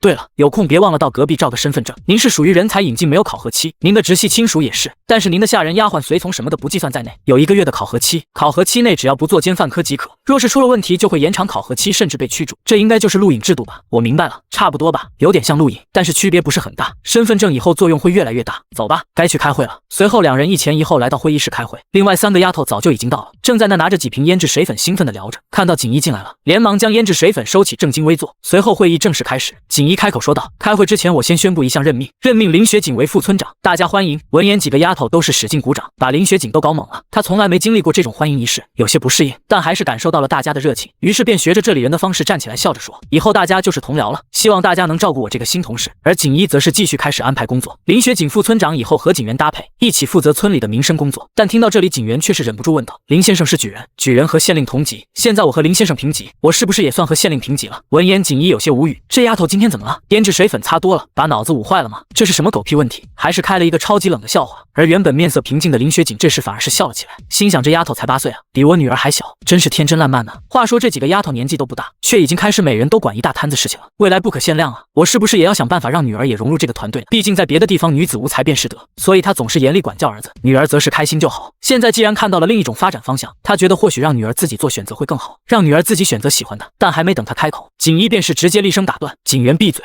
再在会议上说这种不着4、6的话，我就给你停职，让你回府好好反省。景元吐了吐舌头，俏皮地说：对不起村长，我错了，我再也不敢了。林雪景也是赶忙打起了圆场，村长景元也是无心之失，不打紧的。不过以前他和其他同僚共事的时候，其实都是冷眼旁观，可不会打什么圆场。但谁让这个丫头这么可爱呢？随后会议继续，锦衣让锦绣汇报一下最近的工作情况。锦绣点了点头，开始汇报最近的收益。我这边的收益主要还是来自神仙醉，每天固定出货100斤，现在出货价650文。林雪景默默听着，又根据听到的数据默算了一下，结果可是把他吓了一跳，一天65两银子，一年超过2万两，这是什么概念？他记得去年全国税收才不到400万啊，要知道这可是全国呀，平均到100多个郡，一个郡才不过2、3万两的税，但这居然才和桃源村一年收入差不多。桃源村多少人？1100人，一个郡多少人？至少30、50万人吧？为什么会这样？林雪景实在是有些想不通。此时会议还在继续，林雪景强行让自己压下杂念，可这个杂念还是在脑海里飘荡，直到会议结束，景元走过来问他要不要一起去治安所看看，但却被他婉拒了。景元姑娘你先去吧，我有点事等会再去。等所有人都离开了，林雪锦还在脑海里思索这个问题。见状，你随口问了一句：“你以前应该当过官吧？”你的声音也把林雪锦吓了一跳，她赶忙起身对着你抱了抱拳：“林先生您来了。”你点了点头，随便拉过来一把椅子坐下，然后缓缓开口：“确实有点不放心，所以过来看看。我觉得你应该当过官，还是那种地方官。”“是的，我最早是做京官，后来外放最高做到知府。”你点了点头，心想幸好景元不知道，不然恐怕就会问自己是不是和五品官同级了。想到这，你继续说道：“这正是我担心的地方。桃源村跟其他地方不一样，你当官的那些经验很多恐怕都不会太适用。单纯以治理桃源村来说，你现在是不如景元的。如果说景元是白纸，那你就是一副脏乱的话。白纸有无限可能，可是脏了的话却是很难改变。先不要忙着下达政令，先看先听。遇事和景元锦衣商量一下再做决定。”听到你这么说，林雪锦虽然有点不服气，但还是点头答应了下来，没有反驳。毕竟他已经不是年轻人了，没有那么多的高傲，也没有那么高的心气。不过他还是问出了心中的疑惑：桃源村为什么会有这么高的收入？对此你只是淡淡道：“这确实是个很大的问题，你也是被一叶障目了。桃源村怎么会是普通的村子呢？而且神仙罪也和村民没关系，一个1000人的村子，正常税收也就是不到200两，一个郡名义上是几十万人，这基本上就是农户的数据，按照比例应该有10万或接近10万的税收。但实际上，官府要求除了读书人以外的人都要交税，农户交农税，其他人交人头税。如果实际执行下来，一个郡至少能交100万的税。”听到这里，林雪锦满脸的不可置信：“一个郡100万税收？不可能吧？毕竟这如果是真的，那全国岂不是能有上亿的收入？如果有这么多钱，还怕什么蛮族？怕什么灾害？怕什么流民？”然而面对林雪锦的不可置信，你却是一脸的不屑：“你说不可能，那我告诉你，其实刚刚我和你说的都还只是我的保守估计，绝对不可能。您可是有什么证据？你要证据是吧？那你把一个郡的实际人口弄清楚，我说的数据自然就出来了。咱就先不说城里的人头税，光是一个郡几十万农户就该有10万税银，你当知府一年能交多少税，你还不清楚吗？”说到这里，你拍了拍林雪锦的肩膀：“我们的糊涂知府啊，别想那些事了，你现在是桃源村的副村长，把你的工作先做好吧。我刚才和景元说了，给你放3天假，你3天后再来上班吧。你现在的样子，我真怕你走路都会掉坑里。好了，走吧，没事别来烦我。之后你如果做出什么成绩来，倒是可以来请教我一次，做不出成绩就别来烦我，毕竟我们桃源村不养闲人。”说完，你便直接转身离开了。林雪锦脑子里乱糟糟的，回到家，夫人看到他这个样子，当即忧心的问：“老爷，您这是怎么了？不是去工作了吗？难道又被骂了？不行，咱们不干了，回京师吧，咱们不受这个气。”林雪锦摆了摆手：“我没事，只是有些事情想不通而已。”但其实是他想通了，只是不愿意接受罢了，也没什么大不了的，只不过是手下中饱私囊把他忽悠过去而已。只是郡的隐户有点多，多到比几十万农户还要多罢了。第二天，林雪锦来到村委上班，刚来便看到了可爱的景元。景元有些好奇地问道：“林先生，您怎么来了？老爷说您要休息几天啊？”林雪锦笑了笑：“那可不行，咱们这不是上一天班领1天工钱吗？休息几天不就少几天的工钱？”闻言，景元皱着小眉毛点了点头：“也是啊，我不担心钱，因为我吃得住的都是老爷的。先生您应该是要赚钱养家的。”听到这，林雪锦忍不住哈哈大笑，果然逗小丫头还真有意思。随后又笑着问道：“我有个女儿叫林梦璇，你知道吧？”“知道，那天我看到了，很漂亮的姐姐，她没有什么朋友，你可不可以和她一起玩啊？”“一起玩吗？不行哦，我还要上班呢。那今天晚上下班，我请你去我家里和梦璇一起玩好不好？可是下班了我要回家吃饭啊，吃完饭还要听老爷上课。”听到上课，林雪锦瞬间眼前一亮，她也好想去听那位上课啊。想到这，她开口说道：“那景元，我让梦璇去找你玩，和你一起上课好不好？”“这个嘛，我要问问老爷。景元，梦璇在这里没有朋友，一个人很孤独的，算我求你好不好？以后你下班了，吃完饭我就让梦璇去找你玩，和你一起上课好不好？”“那好吧，梦璇姐姐那么可爱，我就和她一起玩吧，我没什么大不了的，顶多就是被老爷骂几句，老爷很和蔼的，不会打我的。”听到景元同意了，林雪锦一边默默承受着欺骗小女孩而产生的罪恶感，又一边暗自欣喜，以后女儿上完课回来，自己就可以借着考教的名义问她都学了什么，自己也可以跟着学一点，再叫上老大老三，让老大也学一点，老三也5岁了，3岁就开始教他读书认字，应该也能学到一点了。当天晚上，景元下班回家就跟你说了这件事，你虽然不是自私的人，但还是没有同意，因为他跟不上进度。不过这也提醒了你，也许该普及教育了，以后桃源村发展越来越快，需要的人才也会越来越多，或许不需要多高的水平，但基本的读写能力和计算能力还是要具备的。于是你决定要开办学校。晚些时候，林家的马车把林梦璇送了过来，林雪锦没来，怕被你拒绝，她觉得自家女儿那么可爱，你总不好拒绝吧。不过她算盘打得噼啪响，但还是失算了，女儿被送回来了。同行的还有景元，只见景元有些抱歉地说道：“林先生抱歉，老爷说梦璇姐姐差了太多课跟不上，但是你不要失望，老爷说了，这几天就开始建学校，然后招生，到时候梦璇姐姐就可以去学校上课了，你是不是很开心？”闻言，林雪锦强行扯出一个笑容：“我开心，我很开心。今天锦绣负责的服装厂开工了，第一批就要100名女工，这让很多妇女拥有了就业岗位。生产衣服的种类有很多，大人的、小孩的、男人的、女人的。工厂甚至还承接定制业务，店铺就开在商业街最显眼的地方，上面挂着锦绣服饰4个大字。这时林举人的夫人带着闺女买疯了：“梦璇，你快过来看看，娘穿这件漂不漂亮？娘，你好漂亮，我也想试试。”看到这种场景的销售丫头乐坏了，卖出去几件衣服就能拿很多提成，自家爹就不会再骂自己是赔钱货了吧？锦绣，你过来看看婶子穿这件衣服好看吗？婶子天生丽质，穿什么都好看，我再给你配上一件件披肩，您看看是不是更漂亮了？听完锦绣的话，林夫人豪横地掏出一沓子100元大钞，最后在锦绣的介绍下，不仅买了衣服，还买了钱包、袜子类的东西。两人在结账时一阵客套，最后锦绣给林夫人打了7折，扬言打折不是说给不起这个钱，而是一种面子。锦绣服饰只有最尊贵的客户才能享受7折优惠，一般人来想打折都不给。闻言，林夫人美滋滋地接受了。你也是万万没想到，引领桃源村第一波风潮会是女人带来的。没几天就有10几辆马车载着一些夫人小姐来到桃源村，仅是村子里的设施就让他们目瞪口呆，更别说里面众多的衣服了。甚至有名门贵妇看到桃源村的繁华，想替自家老爷搭个线分一杯羹。听锦绣说，连举人都吃了闭门羹，一个个赶紧收起了小心思，赶忙去买衣服，生怕抢不到。这10几马车的女人都是青牛镇富户人家，家里一年几百上千两银子赚着，自然消费得起。甚至有人连家里男人的衣服也都买了，消费超过了20两银子。店长将一张卡恭敬地交给那位妇人：“夫人，您消费超过20两，成为锦绣服饰的会员，以后您所有消费都将打95折，并且获得新品购买权。”虽然妇人没怎么听懂这些话，但是这个世界上吃饱穿暖后什么最迷人？特权，别人没有的而我拥有的东西最迷人。其他妇人都妒忌疯了，默默算了一下手里衣服的价格，又往衣架方向走去。等10几辆马车离去，留下了200多两银子。锦绣和锦衣说了这个事情，两人也是对成年女人的消费叹为观止，一下子就把自己老爷一年收入的1/10花出去了，太败家了。姐姐们理性消费啊！没过2天，吴香老的车再次驶入桃源村，办公室正位坐着锦衣、锦绣、锦文、锦元和一个中年男子分别坐在两旁。扑通，吴香老给跪了：“小的吴有才，见过知府大人，起来吧。”林学锦拧着眉头，尽量平静地说道：“现在他已经不是知府了。”紧接着吴香老便道出前来目的：“现在到了春天徭役时间了，上面下达了命令，附近村子所有17岁以上、55岁以下的都要去服徭役，为期2个月。现在不是规定花钱就可以免除徭役吗？一个人多少钱？”当锦衣说完这些话，吴香老一哆嗦，偷偷看向林学锦，结果来了个四目相视，他赶紧低下头。规定是1两银子，这里可以看出林学锦是个好官，不然不会对收钱免徭役这是这么大反应。但对此只能无能狂怒。林副村长，统计一下咱们村所有符合人员的人数。锦衣说话将刚才的事情盖过去。等林学锦翻了下人口统计数据，稍作加法后直接说，符合条件的男子有246人。锦绣，那你就点240两银子给吴香老带回去。锦绣很快抱着一个大托盘，上面有20多斤重的银锭。吴香老，您点数量看看对不对？不用，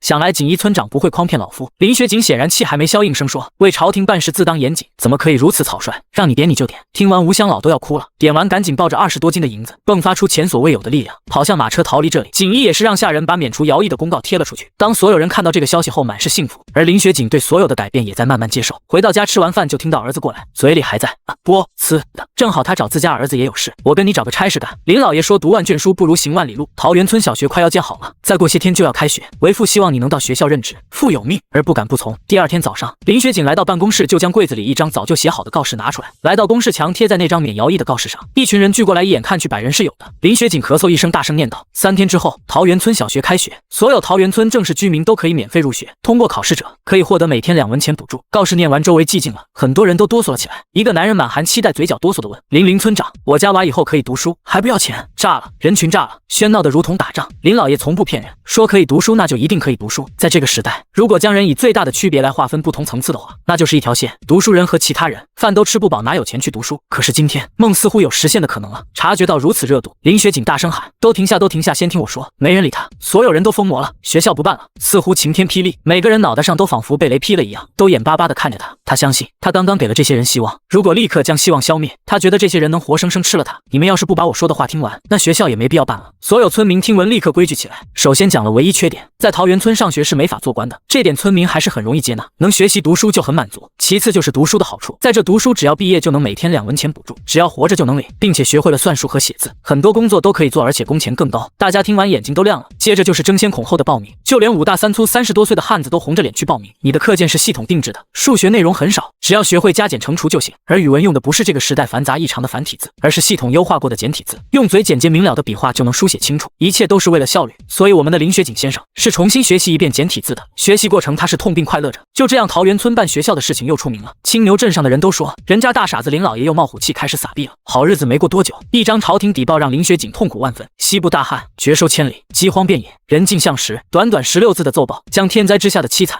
渲染得无比真实。时隔多日，桃源村会议再次开启，各部门都向你汇报自家产业数据，反正都是蒸蒸日上。就在会议结束时，锦衣叫住了大家：“老爷发现了2处矿藏，需要安排人开采。”锦文，你建筑队的事情少，就交给你负责吧。这2处矿场距离不远，一个铁矿，一个煤矿，预计要先招募200-300人开采。最后你给了一套炼钢方法，直接在原地建立高炉炼钢。林雪景默默地听着，眉头紧皱。盐铁专卖向来是朝廷才能做的买卖，桃源村想往这方面伸手，会不会很危险？不仅触犯了这么敏感的方向，有铁有煤都能造武器铠甲了，他都不敢继续往下想。林副村长，林副村长，抱歉，刚才有点走神了。村长请说。这2处矿藏都在咱们嘉德境内，还要麻烦您去和县令交涉一下，将那里的几座山买下来。就说老爷是在那边建庄园、开荒种田。第2天，林雪景带着几辆马车离开桃源村，来到几十里外的嘉德县城。县令大人如期赴约，2人相谈甚欢，几座山以最低价格就给买了回来。锦绣当场就把2000银子给付了，然后做好了准备的景文带着一车队几10辆马车出发，去往100里外蜜塘镇处的一片小山。蜜塘镇相比青牛镇稍作逊色，几10辆马车的到来属于几年不见一次的轰动性事件。特别是前列马车上有一个仙女一样的女子，美得不可方物。车队来到镇上最大的客栈，直接把客栈给包场。景文下车，那气势直接秒杀镇上所有夫人小姐，那行走的姿态，人不大气势却十分惊人，也让周围的人自惭形秽的低下头。景文到这边不也只是为了挖矿炼钢，他还有其他任务。桃源村现在一切都在往好的方向发展，但是地理环境和周边的人文环境限制了桃源村的上限。效仿打造当初的桃源村，他手里还有一张建筑图纸，于是就在矿场和高炉几里外的一块区域开始了新的建设工作，持续不断的雇佣人手，一部分去矿上，一部分加入建筑队盖房子，完全是奔着打造第2个桃源村来的。而第2个村子的名字都已经取好了，星火村。星星之火可以燎原，时间一眨眼就过去了几个月。星火村村委大门口，景文几个人一边等待一边聊天。除了景文，还有明成、明武、明镜。新建星火村和矿产都是他们在负责，甚至又扩建了几个厂子。突然明成大喊一声：“你们看，那是不是老爷的马车？应该是，不然哪有车队来咱们这？”老爷！景文激动地提起裙子，就往马车方向小跑而去。这还有不远的路呢。明成几个摇头笑了笑。别看景文平时做事风风火火、雷厉风行，本质上依然是一个小女孩。哎，别跑，别跑，别摔了！马车上的你正在观察周围的建设情况，一扭头就看见一个穿着华丽的女孩往这跑，那身衣服和这个行为真有些不搭嘎。再一瞧，这不是自家景文吗？你赶紧从行驶的马车上跳了下来，来到近前，一把扶住气喘吁吁的景文。你这丫头，跑什么？马车过去不比你小跑得快多了。老爷，人家想你了吗？景文撒起娇来，这2年一直待在你身边，从未离开过，现在独自一人跑出来足足几个月了，再见到自家老爷，内心的思念终于压制不住了。你也有些心疼丫头，要不行你就回去吧，让别人来这边也是一样的。不要，我还没做出成绩呢，我可不要回去被大姐笑。好吧，辛苦你了。你拍了拍景文的头，然后看向后面跟过来的3个男孩子。老爷，几个人也是很激动，哈哈，男孩子我就不提什么辛苦了，你们的汇报我都看了，做得不错。几个男孩子得到称赞，一个个将胸膛挺了起来。随后景文带你来到村治安所，在专门准备的户籍室里，你一挥手，一台机器出现，好了，可以安排人来这里办理身份证了。安排完户籍的事情，景文就带你去了刚买的林府，这是个和桃源村那边差不多大小结构的府邸，不过现在你们比那时候有钱多了，整个房子的材质和装饰都上了不止一个档次。看着眼前的宅子，你感慨道：家里的宅子，景一老早就想拆掉重建，我懒得闹腾，就一直没同意。我估计这次出来恐怕就要被偷家了。景文听完只是捂嘴笑了笑。第2天，你先是逛了逛村子周边，确定一下规划执行情况，然后第3天、第4天分别去了2个矿场和钢铁厂。矿开发了一段时间了，铁矿石和煤炭都源源不断的开采了出来，钢铁厂也开始运转，开始产出钢材。现代工艺产出的钢铁质量自然不是这个时代能比的。一开始产出钢的时候，那质量可是把厂里的铁匠吓坏了，直言就是世界上最昂贵的宝剑，也绝对劈不开这钢材。3个地方现在总共有800多工人，星火村里建筑队的数量也有300多，村子总人数直接突破2000人。因为村里的待遇好的离谱，直接把附近几个村子都搬空了。对于景文做出的成绩，你只有一味的竖大拇指。安排完安全和一些事情后，你登上回城的马车。景文几人眼睛都有点微红，使劲的甩着胳膊摆手。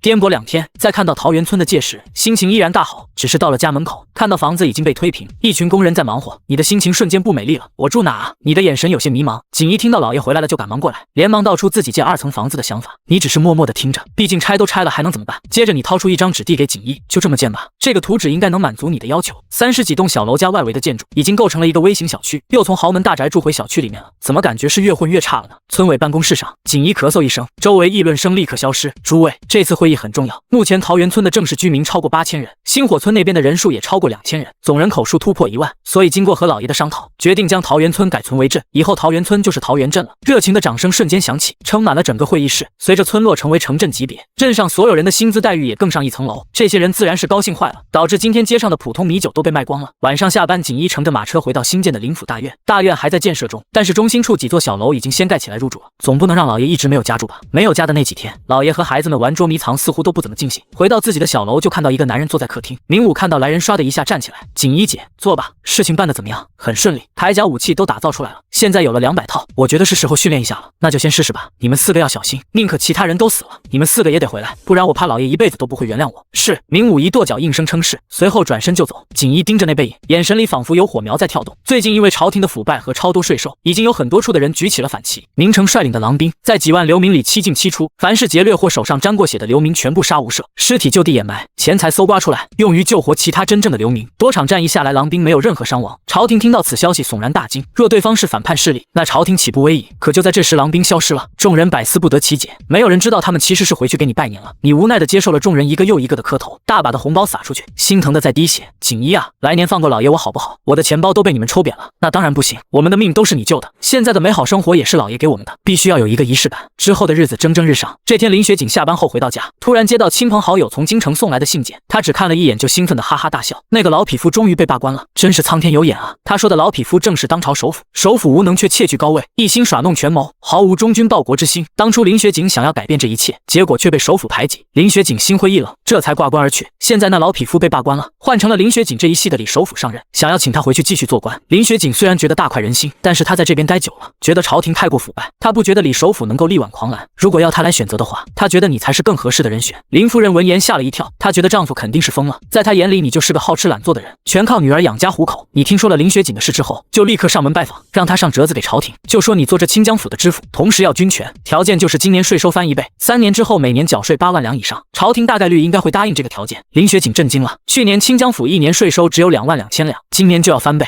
，3年就要翻4倍，这可能吗？你却信心满满，这还是说保守了的，你还有很多生意正准备上马呢。1个月不到，林雪景的任命就快马加鞭来到了桃源镇，跟着来的还有官府官印，你立刻带人上门表示恭贺。林雪景苦笑，这1年来是他踏入官场以来最舒心的日子，重新回到朝廷，竟然让他有种重入囚笼的感觉。你劝他不要多想，能越大责任越大，他在这里当副镇长实在是太屈才了。这次他上任，你还希望他能帮个忙？先生此去是要军政一把抓的，这次让明武带些人过去，帮先生整顿军务，然后您把景元带去历练历练，可以吗？林雪景自是欣然同意，在他看来，接受了你的新思想教育的这些人都是人才，能带一些过去可是大好事，比他当初孤零零一个人去上任，然后被人像傻子一样蒙骗可强多了。3天后，林雪景出发了，路程上就用了足足5天时间。马车来到城门口，明成骑马走在最前头，朗声道：“知府大人驾到！”开城门，那卫兵一惊，连问都没问就跑去把周围百姓驱赶开，让人把开了半扇的大门彻底打开。一群卫兵都单膝跪在地上迎接，恭迎知府大人驾临。明成都搞懵了，这些人是不是傻，都不检查一下的吗？万一是有人冒充的怎么办？算了，入乡随俗吧。卫兵头领喜滋滋的在前面带路，一路来到府衙。明成看到对方不走，眼巴巴的看着自己，就明白了，挥手丢过去1钱银子。卫兵头领拿着赏钱，喜滋滋的跑了。明成留下几个人护卫，带着其他人出去打探消息。衙门很大，却也很破旧。景元有些不满的看着眼前的环境，这也太破了吧，怎么都不修修呢？林夫人却是习以为常，自古就有官不修衙的规矩。景元可不赞同，当官是要朴素一点，但也不能脏乱破啊。他当即去找匠人来修整衙门。换做以前，林雪景可能会阻止，但是现在心境变了，他只是笑眯眯的看着，也不阻止。晚上，明成赶回来和大家一起吃饭，他顺便说起自己打探到的消息。第2天，府上收到拜帖，一众官员联合城里有头有脸的一些豪绅富商，邀请林雪景在城里最大酒楼聚一聚。晚上，林雪景直接带着景元和明成赴宴。一进门，他笑眯眯的脸就冷了下来，摆着一张臭脸坐到主位上，只对自己的副手同知大人勉强露出一个笑脸。众人还没来得及寒暄，林雪景便语出惊人：“本官来此做知府，没打算做多久。本官赋闲这几年想通了，你好我好大家都好才是最好的，所以我打算早点干出点成绩，然后就回京。翻译过来就是我需要业绩，不管这业绩是怎么来的，只要有政绩，那大家就都好过，不然大家就都别好过。这政绩一定要让圣上看到，等我以后回了京城，也不会忘了诸位的。”众人一听就松了口气，不就是面子工程吗？这些他们熟啊，可他们还是高兴早了。说完这些后，林雪景便借口不胜酒力离开了，把事情都交给了景元负责。众人送走林雪景后，回来就看到景元坐在了知府大人的位置上，还没等他们抱怨，景元就先一步抱怨：“京城居大不易，这里的花销太大了，知府大人为官清廉，以后都不知道怎么生活。”众人都震惊了，这不就是伸手要钱吗？本来还想着怎么才能让知府接受呢，没想到对方直接伸手要，连脸都不要了，当即都在原来的金额上又提了一些，毕竟人这么多，要是给少了，知府大人肯定记不住。晚上景元回去时笑眯眯的，这一趟一共得了3万8千两，今年的税收任务差不多完成了。林雪景都惊呆了，清江府1年赋税才2万多两，这些人送一次礼就3万8千两，真够肥的。于是第3天，知府大人发请帖，宴请城里诸多有头脸的人物。宴会上，知府大人露一面就走了，又是景元姑娘坐在了同一张椅子上，不少人看到这个身影都是一哆嗦。景元台词都没怎么变，只是担忧的地方变成了摇曳，变成了怎么让大家吃饱。说完又眼巴巴的看着大家，明明那么可爱的一张小脸，众人却仿佛见到了一头择人而噬的凶虎。10万人，那就是3万两银子，可人家都开口了，还能怎么办？咬牙掏钱吧。于是这天晚上，景元又拉着2车3万两银子回来了，交了4万4千两的赋税上去，还能剩2万4千两呢。林雪景顿时茫然了，本以为要大干狠干1年才能完成任务，谁知这丫头一出手，3天时间就超额完成任务了。她一时间都不知道自己该干点什么了。先把大街治理好，街上味道实在是太难闻了，然后买地，从桃源村买来红薯种子，多多种地，秋天丰收的时候，很多人就不会挨饿了。这些景元早已经想好了，不过买地的话钱还是不够，所以他第2次宴请城城里的富豪，不少人都是哆嗦着来的。这次他直接伸手要地，很快1万多亩地到手了。景元开心的离开了，乡绅富人们却都疯了，从未见过如此贪得无厌的人。这个王八蛋知府啥时候能滚蛋啊？回去后，景元又买了2万亩地，花了6万两银子，这样就3万亩地在手了。然后景元邀请的帖子又发出来了，大家不想去，可又不敢不去，只能揣着人参切片去，准备要是太刺激心脏受不了就含上一片。果然景元一开口就是地买多了，钱光花了。现在说说大家家里有多少粮食吧，别害羞，一个个来，我害羞你大爷！乡绅富豪老爷们的内心在咆哮。第二天，雪花一般的信件从清江府飞往各处，他们动用了各种关系，想要狠狠地参林雪景一本，最好让这个王八蛋滚蛋。可他们没想到林雪景事先上了一个折子，折子内容很简单，就是借用富人的钱来发展清江府，并且保证秋收缴税5万两。他这是拿捏住朝廷了，朝廷穷得叮当响，自然没设那么不同意的。果然折子递上去后，还换回了皇帝的嘉奖。富豪们有苦说不出，想要告他吧，却又不能说出实情，不然没办法解释为什么他们有这么多钱。清江府的税收才2万多两，朝廷现在这么难，他们为什么这么肥？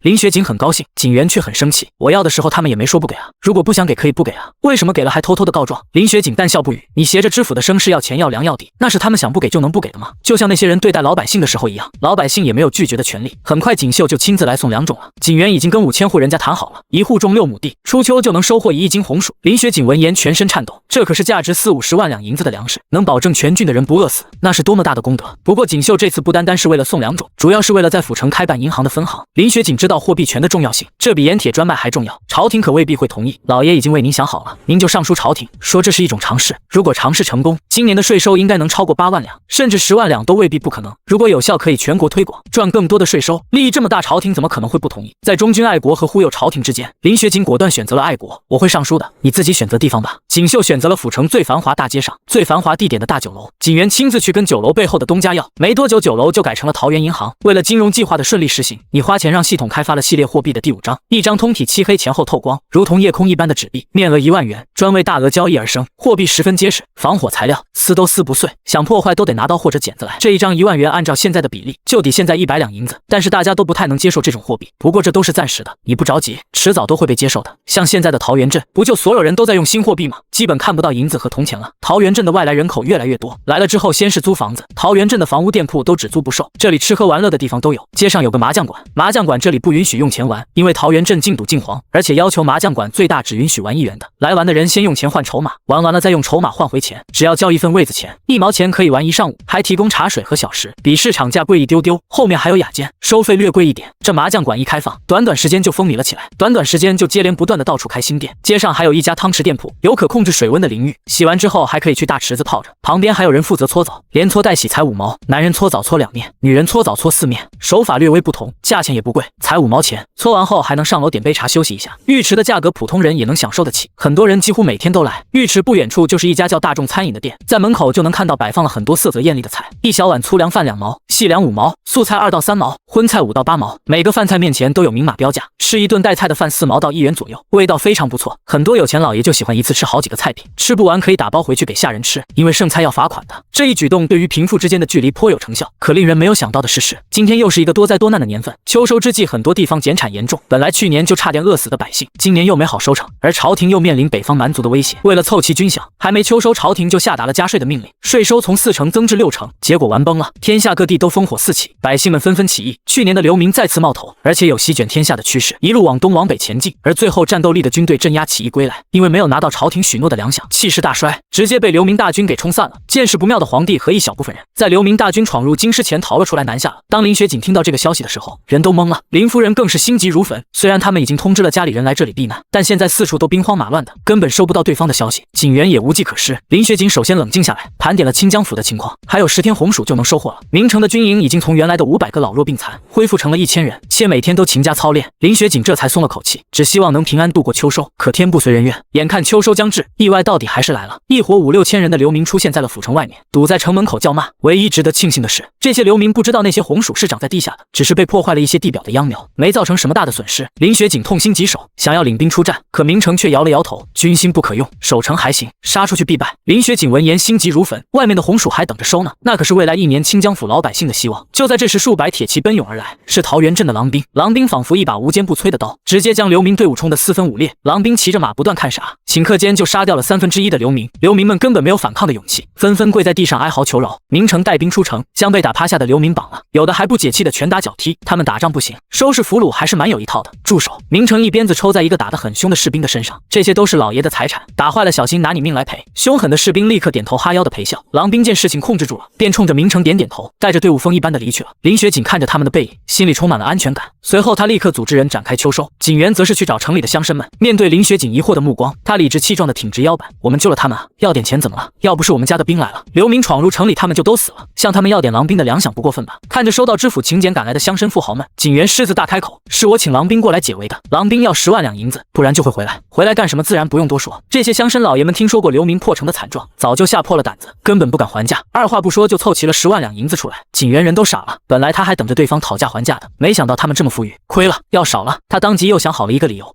我辛辛苦苦冒着生命危险去找狼兵，难道不应该有点好处费吗？那下次再有什么危险，你们自己去找狼兵吧。看到时候你们是能请人过来，还是被狼兵砍了脑袋？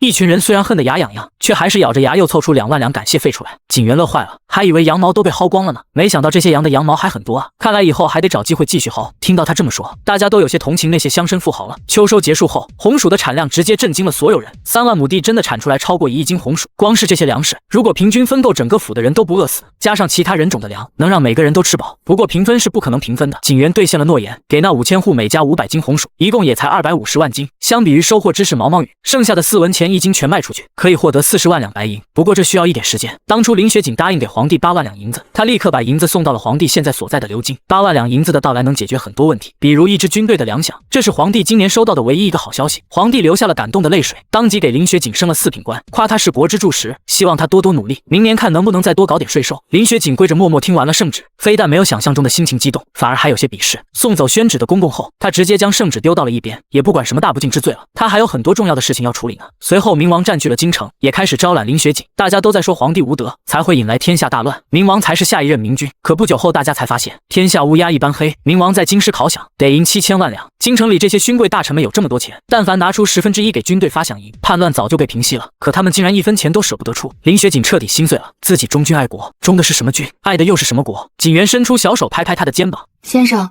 你要是太难受，那就不要再忠君爱国了吧。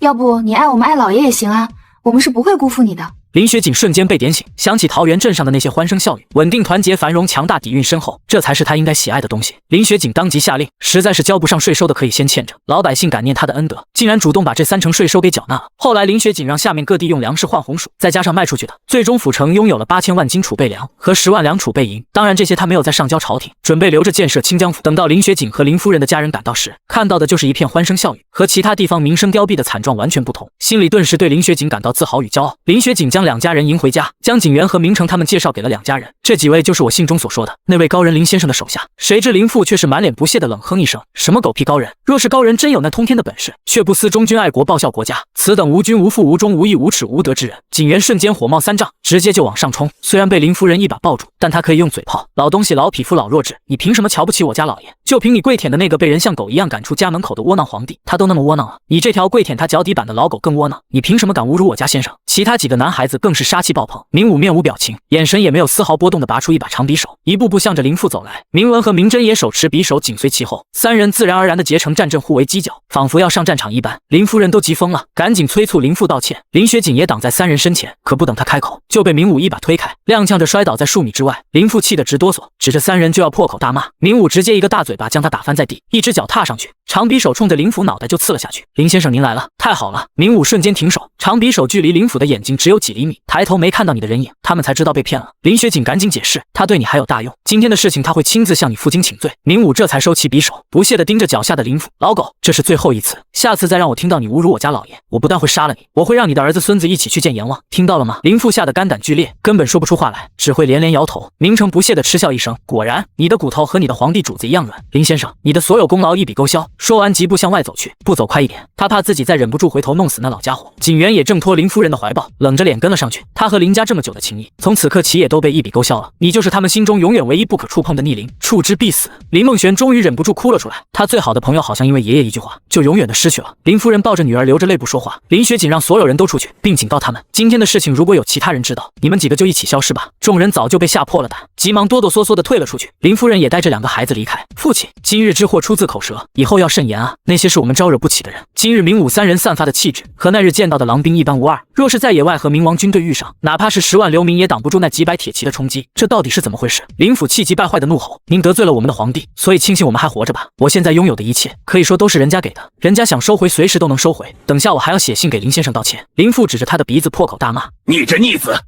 皇上只有一个，你的圣贤书都读到哪里去了？”林雪锦却是冷笑一声：“现在不是有2个吗？京城还有1个，而且比刘京那个更有声势。你自己不怕死，也别连累你的孙子们。刚才你也看到了，他们是真的会杀了你的。”林府想起刚才的情形，只能不甘地闭上嘴巴。比起林府，岳父文景然显然更加开明。听说了你的事情后，他对你很感兴趣，让林雪锦帮忙引荐。远在桃源镇的你收到了林雪锦的信，同时也收到了景元明成他们的信，顿时有些头疼。这是闹的，为了一嘴臭的老头不至于。锦衣却不以为然，如果换作是他，也会像明成那样做。毕竟造成这个结果的是林先生，他应该清楚自己父亲的性格，所以本该提前做好安抚工作的。你当即将景元和明成叫回来。锦绣自告奋勇去把大姐换回来坐镇。几天之后，锦绣带着一批人来到府城，林雪锦和景元、明成他们都来迎接他，双方站得不远不近，明显有些疏远。景元立刻扑进他怀里诉说委屈，安抚好景元后，锦衣将你写的纸条交给明成，你小子是不是就是为了让老爷我感动一下？见你没有怪他，明成忐忑的心瞬间安稳下来。果然老爷是最好的老爷，怎么可能舍得怪他？最后锦绣才来到林雪锦面前，林先生，我很生气，一是因为我家老爷被侮辱了，老家老爷在我们心里是什么地位，您应该清楚的。第二，我的兄弟姐妹受委屈了。第三，就像我大姐在家里说的，您应该清楚您父亲的性格，这事儿本该避免的。林雪锦尴尬的连连道歉，锦绣这才就此接过。不过这样的机会只有一次，随后他才将你写的纸条递给他。老林，你少了一次问问题的机会。还有那老头要是不服气就来和我辩论一次，我保证说的他哑口无言，口吐白沫，身受重伤。好在此时林父和岳父已经去桃源镇的路上了，他们没有机会遇上，否则恐怕又免不了一次修罗场。几天后，2个老头子来到桃源镇求见镇长，早已回来的景元也陪在锦衣面前，见状不屑的冷哼一声，2个老头有些尴尬的打了招呼，可锦衣没有回应，只是平静的看着他们，眼神中带着无尽的压力。直到2人汗湿衣襟的时候，他才冷冷的开口说：“我家老爷无君无父无忠无义无耻无德的，就是这位老先生。那不知这位有君有父有忠有义有耻有德的老先生，为什么不留在流京，帮着圣上光复京师，驱逐北蛮，镇压流民呢？来我们这个小地方干什么？”言下之意就是你们把天下搞得大乱，我们这里却从无到有繁华似锦，嘴上说早日怎么样怎么样，实际上就是瞧不起你们这些啥也干不成的废物，你们可快滚蛋吧！林岳父尴尬的干笑一声，提出想要拜访你。锦衣却是八风不动，这位老先生，我和林夫人关系还不错，言下之意是别逼逼了，再逼逼我和你女儿那点情分都没了，凭你们还想拜访我家老爷，你们配吗？我们老爷是谁想拜访就能拜访的吗？林岳父听懂了，只能无奈的拉着林父起身告辞。出了门后，他有些后怕的抹了抹头上的冷汗，这小丫头真厉害，气势实在是太强了。刚才他仿佛看到了先世的前皇帝，真的有一种伴君如伴虎的感觉。林父更是脸都青了，不敢相信自己竟然被一个小丫头吓到了。回到府城后，他就病倒了，2人就此留在了清江府。他们联手上奏朝廷，希望留在江西治理此地，为朝廷筹措银两。皇帝欣然允诺，册封林岳父文景然为两江总督，主管江西江南2省军务；林父林学辉为江西巡抚，主管民生。说白了就是一个管军队，一个为朝廷捞钱。之后的大半年里，桃源镇不断的派人去清江府支援改造，桃源街早就被桃源人给改造成小型的桃源镇了，吃的喝的玩的应有尽有，大家用的也都是方便的纸币，每天都有不少人度过考核期，拿到身份证成为桃源人。桃源镇本身的人口一直在缓慢增长，纸币的使用越来越广泛，也为桃源镇带来源源不断的大笔财富。桃源镇将近2万人，他们手中的货币总量约为500万，而桃源镇以外的人已经兑换走了接近1亿的纸币，接近100万两银子。桃源镇年终总结会议上，会议议题一项项进行，接近尾声的时候，你推门而入，众人都是一惊，这是你第一次参加会议。为了感谢大家这几年的付出，让我们桃源镇越来越好，我决定给大家涨工资，以后的1级工资的日标准就定为2元，从1.2元涨到2元，这涨幅可太可怕了，而且不能光咱们自己涨工资，所有为咱们工作的人都涨，预计涨50%吧。众人顿时欢呼雀跃，你也没有阻止，工资涨幅超过1半，怎么开心都不为过。除此之外还有个大事，桃源镇太小，这里发展程度有限，短期内最多能发展到2-3万人就不错了，当做县城驻地都勉强，所以我准备换个地方再建设一座新城市。你指向地图上的某个地方，那是200里外的临江府境内的一个地方，紧紧挨着大江。说完后你便离开了，只留下众人讨论具体的事宜。大家都懵了，不明白桃源镇这么好为什么要搬走，就连锦衣也有些不愿意离开。他端着水果来到你的办公室，你当即给他看你的规划图纸。这次抽奖你获得了水泥高楼大厦的建设终于可以提上日程了。锦衣总觉得这城市规划图有些眼熟，和1元钱币上的宏伟巨城一模一样。当时他还觉得奇怪，这个世界上怎么会有那么高大的建筑物？没想到你早就计划好了，准备要建一座纸币上的城池，想想都觉得激动。要建设新城市的事情还只限于高层知道，但是涨薪的事情几乎一瞬间就传遍了各个角落。普通壮劳力能拿到最高1块5的工钱，粗粮做主食能吃饱，还能隔几天吃一顿肉，10天半个月的工钱就能做件新衣服。很多富家老爷的生活也不过如此，百姓们对你感恩戴德。很快水泥的出现又震惊了众人，这玩意加上水往地上一铺，过几天居然像石头一样硬，真是不可思议。桃源镇、星火镇、府城的桃源街都在用水泥搞建设，施工队也趁此机会积累水泥的使用经验。很快又到了过年的时候，一家人欢聚一堂，大家都向你磕头拜年，你又发出去一大堆红包。吃饭时闲聊，你开始关心起他们的婚姻大事。明成啊，过完年呢，你就17岁了，有合适的目标吗？明成瞬间红了脸，老爷，所谓父母之命媒妁之言，我都听您安排。你无奈地摇了摇头，想给他们科普自由恋爱，却又觉得有些不太合适，只好退而求其次。老爷，我很开明，你们谁如果有喜欢的人呢，就跟我说，我去帮你们搞定。你们都可以，女孩子也可以追求自己的幸福。当然，你严厉地杜绝未成年的小孩子早恋，可大家都不想成亲，只想跟你天天在一起待着，你简直无奈至极。终于能体会前世那些家长面对大龄未婚子女时的心情了。你这边过年过得红红火火，其他地方却是极为惨淡，各地起义纷纷爆发，已经成事的就有10几处。明王占据京师于年前称帝，其他人也受了启发。王侯将相宁有种乎？都是你腿子。明王可以，我为什么不可以？于是神州大地烽烟四起，一下子多了10几个皇帝出来，各地的重臣都在观望。流经的皇帝差点气死，但更多的是惊恐，这简直是王朝末日的景象。去年只有1/5的州府送来税银，而且给的都很少，最少的才3000两，跟打发要饭花子有什么两样？最多的也不过1万两，加起来一共才不到20万两。清江府居然是其中最高的，占了1/3还多。大年初2，桃源镇镇政府就上班了。林云轩过年没有回去，正好现在要在清江府开设桃源小学很远，他被任命为山长，顺带负责那边的食物。林云轩随车队来到清江府，一家人相见自然是开心的，但是上次的事情已经在他们心里造成了隔阂。林父主动提起了林云轩的婚事，他自觉自己身为爷爷，自然可以做主孙子的婚事，谁知林云轩却拒绝了。林学锦知道他的心事，忍不住叹了口气，不能想的就不要去想，你真的配不上锦衣姑娘。林云轩闻言身子一震，默默地低下了头。林老爷子却是火冒三丈，在内心疯狂咆哮，就算配得上我也不同意，不然到时候家里谁说了算？一群男人要听一个小女娃子的话吗？不可能，绝对不可能。随后林云轩开始了小学的建设工作，清江府的人对此羡慕不已。首先一般9个月到1年就能学会一套学问，虽然这次缺胳膊少腿的，虽然那数字很奇怪，但是真的好用，花1年时间学习好，以后万一遇到难事也能活下去。然后还有一份保底，真的出问题了就去桃源镇吃一个保底。学校还开放了一批宿舍，学生们在桃源镇这边学习1个月，获得户籍再回到府城继续读书，考试通过也给毕业证，到时候加入自家产业也有补贴，不加入产业还留在府城的那就没有补贴呗。学校建好，只收有桃源镇户籍的人，其他人任何条件都不接收。与此同时，你将新城命名为龙城，这地方有足够大的天星四桂，从风水角度已经可以作为京师之重地了。明城带着狼兵护卫，护送马车队运送物资来到龙城，然后让同来的王长江王老板带着桃源镇最精锐的施工人员开始施工。与此同时，遥远的关外，北蛮的大军在集结，一个个部落都在组织最精锐的战士集结，然后由一个个部落的可汗带领着，向着长城之外的某个关口汇聚。大可汗、诸多部落的勇士差不多都到齐了。这次我们汇集了8万人，就算是面对100万汉人，也能杀他们个落花流水。汉人胆怯弱小，每次打草谷，那些汉人的军队都是掉头就跑，愚蠢的用屁股对着我们的弓箭。大可汗，您下达命令吧。可大可汗却是有些担心，那姓刘的真的答应让我们入关了，会不会有诈？可众人却是丝毫不惧，就算是假的，只要让先头部队入了关，哪怕有埋伏，他们也能见一个砍死一个。大可汗思量片刻后，果断下令通知下去，今日宰杀牛羊吃好喝好，明日我们入关。第2日8万北蛮部队来到长城脚下，惊喜地发现关内竟然是空的，方圆10里都没看到人影，那姓刘的竟然真的放他们入关了。苍凉的号角声中，蛮族大军眼中带着焚尽一切的火焰，不费一兵一卒地穿越了长城。关内的财富、粮食、奴仆、女人，我们来征服你们了。这1日桃源镇的人都哭了，因为你要离开了。所有人都站在大街上，目送你的车队穿梭在人流中，即便你的声音已经消失在他们的视线中，他们仍旧不舍得离去，因为他们永远记得你是从天而降拯救他们于水火之中的人。很快大家就决定跟着你去龙城，继续给你干活，等到在龙城安顿好了，他们再把家人接过去，甚至还有人想把孩子送去给你当兵。就算是真的死在战场上，他们也不怪你，因为要是没有你，当初他们一家早就都死了。桃源镇总共人口才1万多人，你直接带走了1000，后续报名要跟着走的还有将近3000，还有人是手上有工作暂时离不开，只等着处理完后就去龙城继续追随你。对于故土难离的古代人来说，这简直就是奇迹。短短几天，桃源镇空了一半，原本供不应求的铺面都空了出来，虎视眈眈的外地人立刻蜂拥而至，留下的镇政府也颁布了几个新建计划，需要人，来了能吃饱有活干，来人吧。几天后你就来到了龙城。目前龙城在建的第1个区为龙北区，也是目前唯一的一个区。政府大楼是使用钢筋水泥盖的3层办公大楼，大会议室在1楼。第1次政府会议开始，你任命锦衣为区长，明城锦绣、锦文、锦元为副区长，级别提升了，工资自然也要涨。1级标准工资2元一天，3级是小部门领导是 1.5 倍，5级是村长，社区级是 2.4 倍，7级是镇长，大街道级是 3.7 倍，9级是区长是 5.4 倍。锦衣现在日工资是 10.8 元，是唯一让你不赚钱还得每天搭8毛的女人。锦绣他们领8级工资 4.5 倍，每天9元，你含泪净赚1元。现在桃源镇带来的3000人，再加上招募雇佣来的本地人，龙城总计5000人，10个新村镇都在热火朝天的建设，人口不断涌入。现在正是人口突破3万，距离5万还剩下2万，这日子是越来越有盼头。但是中原大地上除了你这里，其他地方战火四起，北边的蛮族冲进来，本来只想烧杀抢掠一番，结果明帝竟然直接吓跑了，拱手把京师之地给让出来了。北蛮莫名其妙的就进了北京城，百姓们全都跑了，北京城只剩下一座空城，天下的读书人都吐血了。2个皇帝都是王八蛋，可他们又很无奈，总得在2个王八蛋里选一个支持，总不能选个野生的皇帝吧。明帝不战而逃，自觉丢了面子，他不敢打北蛮，就南下去流经欺负皇帝。皇帝果然也是个怂货，连打就没打就跑了，跨过大江逃到了江南地区。2个软蛋隔江相望，明帝在上面，皇帝在下边，你也在皇帝这边，只不过靠左边上面一点，挨着大江边上，你冷眼旁观不动如山。这天林雪锦又带着2个老头来求见，这已经不是第一次了，你烦不胜烦，只能让他们进来。林雪锦进来时见你躺在那里不动，知道你是对自己心有不满。后面2个老头却是微微皱眉，因为你看上去太年轻了，但是上次的教训还历历在目，他们没敢冒失，你有些不耐烦了，有什么事快说。林雪锦没有办法，只能恭敬的代为开口，先生，家父想知道接下来局势会怎么发展，南方的皇帝陛下还有希望吗？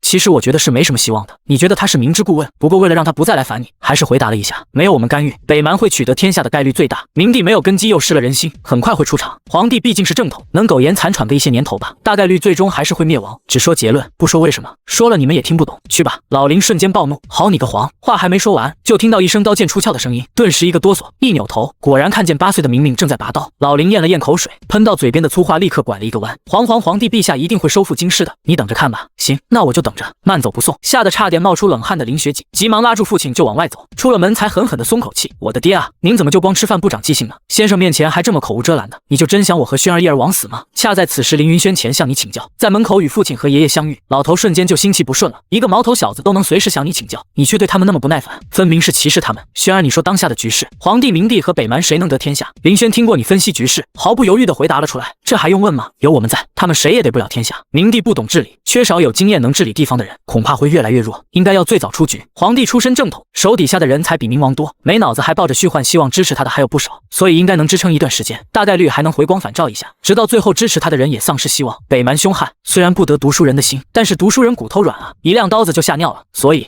爷爷你怎么了？老林总感觉自己被内涵了，先是被骂没脑子，然后又被骂骨头软，瞬间便气晕了过去。醒来后他立刻去投奔皇帝去了，这些逆子逆孙他不要了，他忠君爱国了一辈子，他要回到陛下身边，搏一个青史留名的机会。文景然这个老亲家也跟他一起走了。林雪锦本来还在伤感，谁知没过几天他们竟然又回来了，马车里还藏着一个人。当林雪锦一眼看到那身明黄色袍子的时候，整个人都懵了。原来几天前明帝最精锐的一支部队突然杀至，皇帝的军队没有准备就被冲散了。老林和文景然刚赶过去，就遇到了正在逃命的皇帝，便把人带回了龙城。林雪锦半天后才回过神来，上前行礼，参见陛下。谁知皇帝双手合十，阿弥陀佛，世上再无陛下，施主还是称呼我为悟空吧。这下林雪锦更傻了，他赶紧跑来向你汇报，你比他还懵逼，还有这么玄幻的事情？皇帝逃命到自己家了，你还没见过活着的皇上呢？当然是去看看了。不一会你就带着锦衣几个人来到皇帝面前，此时皇帝已经脱了龙袍，换上了一身粗布衣裳，盘坐在一个蒲团上，嘴里念着什么。文景然坐在一边魂飞天外，老林则是端着碗苦苦哀求，陛下，算老臣求您了，您就吃一口吧。看到你带人进来，他立刻挡在皇帝面前，休想伤害陛下，除非你们从老夫身上踏过去。林雪锦，你这逆子，你愧为人臣枉为人子。你没好气的翻了个白眼，你这老头怎么这么多心？你是戏精转世吗？把他给我拉开！明成直接上前一把将林老头拽开，还顺带捂住了他的嘴巴。皇帝仿佛看不到眼前的情况一样，就这么坐在那念经。这就是皇帝吗？我感觉和一般人也没什么区别啊。我以为皇帝得是身高1丈生的3头6臂呢。大家议论纷纷，皇帝嘴巴抽搐了一下，深吸了口气继续念。你和景元凑到他面前，我怎么听不清啊？你真的是在念经吗？不会是在骂娘吧？皇帝终于绷不住了，睁开眼睛怒吼，这位施主就不要折辱小僧了，要杀要刮悉听尊便。你觉得他在吹牛？真要动手了他肯定后悔，然后哭爹喊娘的求饶。那些平时说不惧酷刑的人，99%都撑不住，更别提你这没吃过苦的人了，刮几下你就受不了了。皇帝吓得脸都白了，听到你说不杀他，只是好奇来看看而已，便重新冷静下来，闭着眼睛念经，仿佛真的变成了大彻大悟的和尚。喂，皇帝，你为什么要给自己起名字叫悟空？为什么不叫八戒啊？你说句话啊！可皇帝却不为所动，仿佛失去了人世间所有的欲望。于是你放出了大招，这样吧，我今天心情好，所以决定回答你的问题，你随便问，我绝对是这个世界上最博学的人。比如你信的这佛存不存在，或者说你的帝国为什么会崩塌？崩塌的根本原因是什么？李玄机最终还是睁开了眼睛，你忍不住哈哈大笑，看来他终究还是有没放下的东西。什么大彻大悟都都是假的。他想知道王朝灭亡的原因，其他人也竖着耳朵想听答案。你兑现诺言，足足用了半个小时给他们仔细分析。王朝覆灭的原因一般都不是单一的，有很多因素，但是因素有不同的权重，天灾人祸、外族入侵、皇帝昏庸等等都是可大可小的得分项。首先是土地兼并严重，隐户众多，导致少数老百姓的赋税不足以养活这么庞大的帝国，就好像一个人吃不饱饭，随时都会饿死一样，这已经触及红线了。然后北方的不断侵扰，还在消耗国力，而天灾成为了压垮骆驼的最后一根草。至于皇帝，顶多算无能，应该不算昏聩吧？甚至这一点都不用算到减分项里面。老文和老林都倒吸一口凉气，竟然指着皇帝鼻子说你无能，这跟找死有什么区别？可皇帝却是松了口气，原来亡国并非他的罪过。皇帝起身冲你躬身行了一礼，谢谢先生今天为我解惑。旋即感激不尽，你觉得他好歹也是当过皇帝的人，就这么当了和尚，感觉太可惜了。当即提议留他在这里干活，顺便体验一下普通老百姓的日子。李玄基想了想，同意了。他本来已经心灰意懒，哀莫大于心死了，现在他突然想了解一下这里百姓和其他地方百姓的区别了。你让锦衣给他安排了点小活，然后突然来到老林面前，你握紧拳头，冲着老林哐哐就是2拳，然后打完就跑。你说到做到，说给他帮2拳，就给他帮2拳。李玄基都傻眼了，刚才那个高人打了某个老头2拳就跑了，他心里某种刚刚建立的东西崩塌了。李玄基被安排进了治安队，大家都很羡慕他，现在想要进治安队，那是要抢得打破头的。很多刚毕业的人都想进不来，而他刚来就能直接进，上面肯定有人。李玄基有点懵，他应该算是走了那个叫锦衣的小姑娘的关系进来的。他跟着大家一起上街巡查，主要任务是管理街道巷子的卫生和环境，比如不许随地大小便，不许商户占地过界，主街上不允许摆摊，违者罚款。李玄基闻言眉头紧皱，都说苛捐杂税猛如虎，压得百姓难抬头，这些难道就不算吗？这些基层人员会不会吃拿卡药？普通百姓被这些人弄一下，还能不能翻身？那个人说的难道是骗我的？他还愣神呢。突然同伴暴喝一声冲了出去，站住别跑！一个正在小便的男人就被抓住了，随地大小便罚款5毛，把身份证给我。男人苦苦哀求，大人您放过我吧，我是新来的，什么都不知道。李玄基心生不忍，想帮忙求情，可惜他现在只是个普通人，有心无力。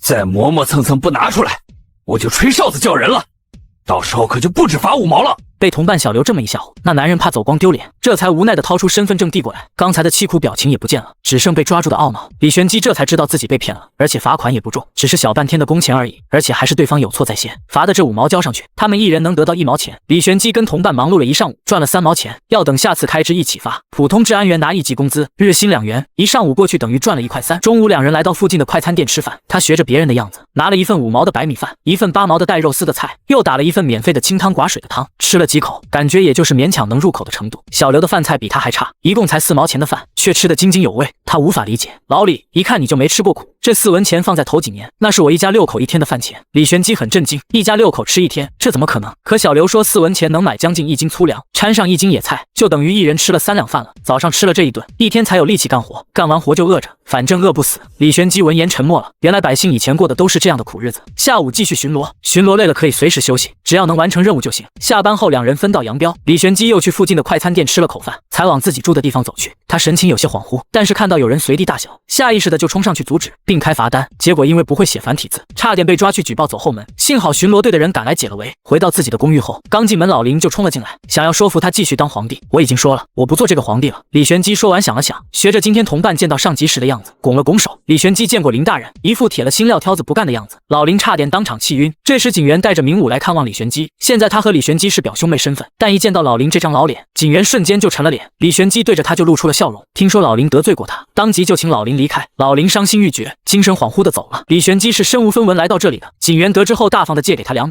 反正他现在是小富婆，是除了你第2富裕的人。李玄基以为是你给他的零花钱，谁知警员却骄傲的拍拍胸脯，这都是我自己赚的，我自己赚了2万两，也就是200万元，我还帮林雪锦赚了6万8千两，还有1万亩地，还有很多粮食，后来还给郎兵赚了10万两银子。李玄基震惊了，这零零碎碎加起来有30万两了，比他收到的税收还要多。他很想知道这是怎么赚的，我随便一要他们就给了，一打仗给的就更多了。别看他们平时一个个哭穷，其实肥得很。李玄基都快哭了，朝廷艰难至此，一个府的收上来的税银也只有2、3万两，结果这些人轻松就能拿出几10万两，却不肯交税银，真是该杀。之后的1个月，李玄基跟着同伴上班巡逻，下班打牌搓澡，日子过得不亦乐乎。这天一队人马突然来到龙城，一部分坐车，一部分是骑着马的军士，领头的正是文景然。看到治安队里的李玄基，文景然瞬间愣住了，马车的钻出一个小脑袋，疑惑地说，我好像看见父皇了。别瞎说，你父皇怎么会在这里？一个女子把孩子拉回马车，顺势往这边一看，顿时也呆愣住了。不过他们并没有声张，李玄基也神色旧不变。自从他决定要当和尚的那刻起，就和他们不是一个世界的人了。没过多久，景元就找来了，表哥，你家里来人了，跟我过去看看吧。本来不想耽搁上班时间的李玄机，怕景元再说出什么消息来，便跟着他来到桃园酒店。文景然带来了足足100多号人，直接在酒店开了50个房间，安顿好这些人后，他独自等在大厅里。见到李玄机后，立刻上前跪拜。李玄机侧身躲过，再次声明自己不是皇帝了。文景然接受良好，带着他来到酒店最好的大包间里。一进门就看到一群女人孩子，皇后娘娘，陛下来了。说完就关门退下了。景元好奇地趴在门口偷看，江皇后看到他穿着小丽的衣服，顿时心疼地流下泪水。这肯定是有人在折辱陛下，陛下您受苦了。李玄机闪身躲开，他来这里不是为了酗酒的，别叫我陛下，我以后不做皇帝了。承前你想当皇帝的话，以后就你来当吧。15岁的李承前吓得跪倒在地，直呼自己并没有篡位之心。可李玄机并不在乎，你不愿意就让别人当，随便谁当都可以，你们就当皇帝已经死了，以后的日子想怎么过就怎么过吧。说完便坚定地离开了。看到门口偷窥的景元，他也不生气，反而自掏腰包请他去吃新开的小吃店。他苦熬了10年，又过了2年惊心动魄的日子，现在终于安稳下来了。他迫不及待地想斩断过去的一切。可是第2天下班回到家，李玄机却在公寓里看到了穿着朴素的江皇后江颖。不管你做不做皇帝，我都是你的结发妻子，夫唱妇随的道理我还是懂的，这样什么都不管，不用为国家操心，只过我们自己的小日子也挺好的。李玄机感动地将江颖拥入怀中，他带着江颖去快餐店吃饭，感慨这里的饭菜真便宜。他还带了不少私房钱，兑换过来就是3万块。皇帝激动地抱着他亲了又亲，有了这些钱他就能还清负债，剩下的够他们用10年了，不欠钱的感觉真好。这天你正在睡梦中，突然被系统提示音惊醒，恭喜正式居民达到5万人，系统升级为城镇级系统，新物品列表解锁开放，请自行查看。居民考核期提高至3个月，特殊人群有特殊条款，获得1次抽奖机会，升级至城市级，需要一座城市人口达到100万，目前主城人口8437，总人口50021人。你猛地从床上蹦了起来，抽奖，我要电！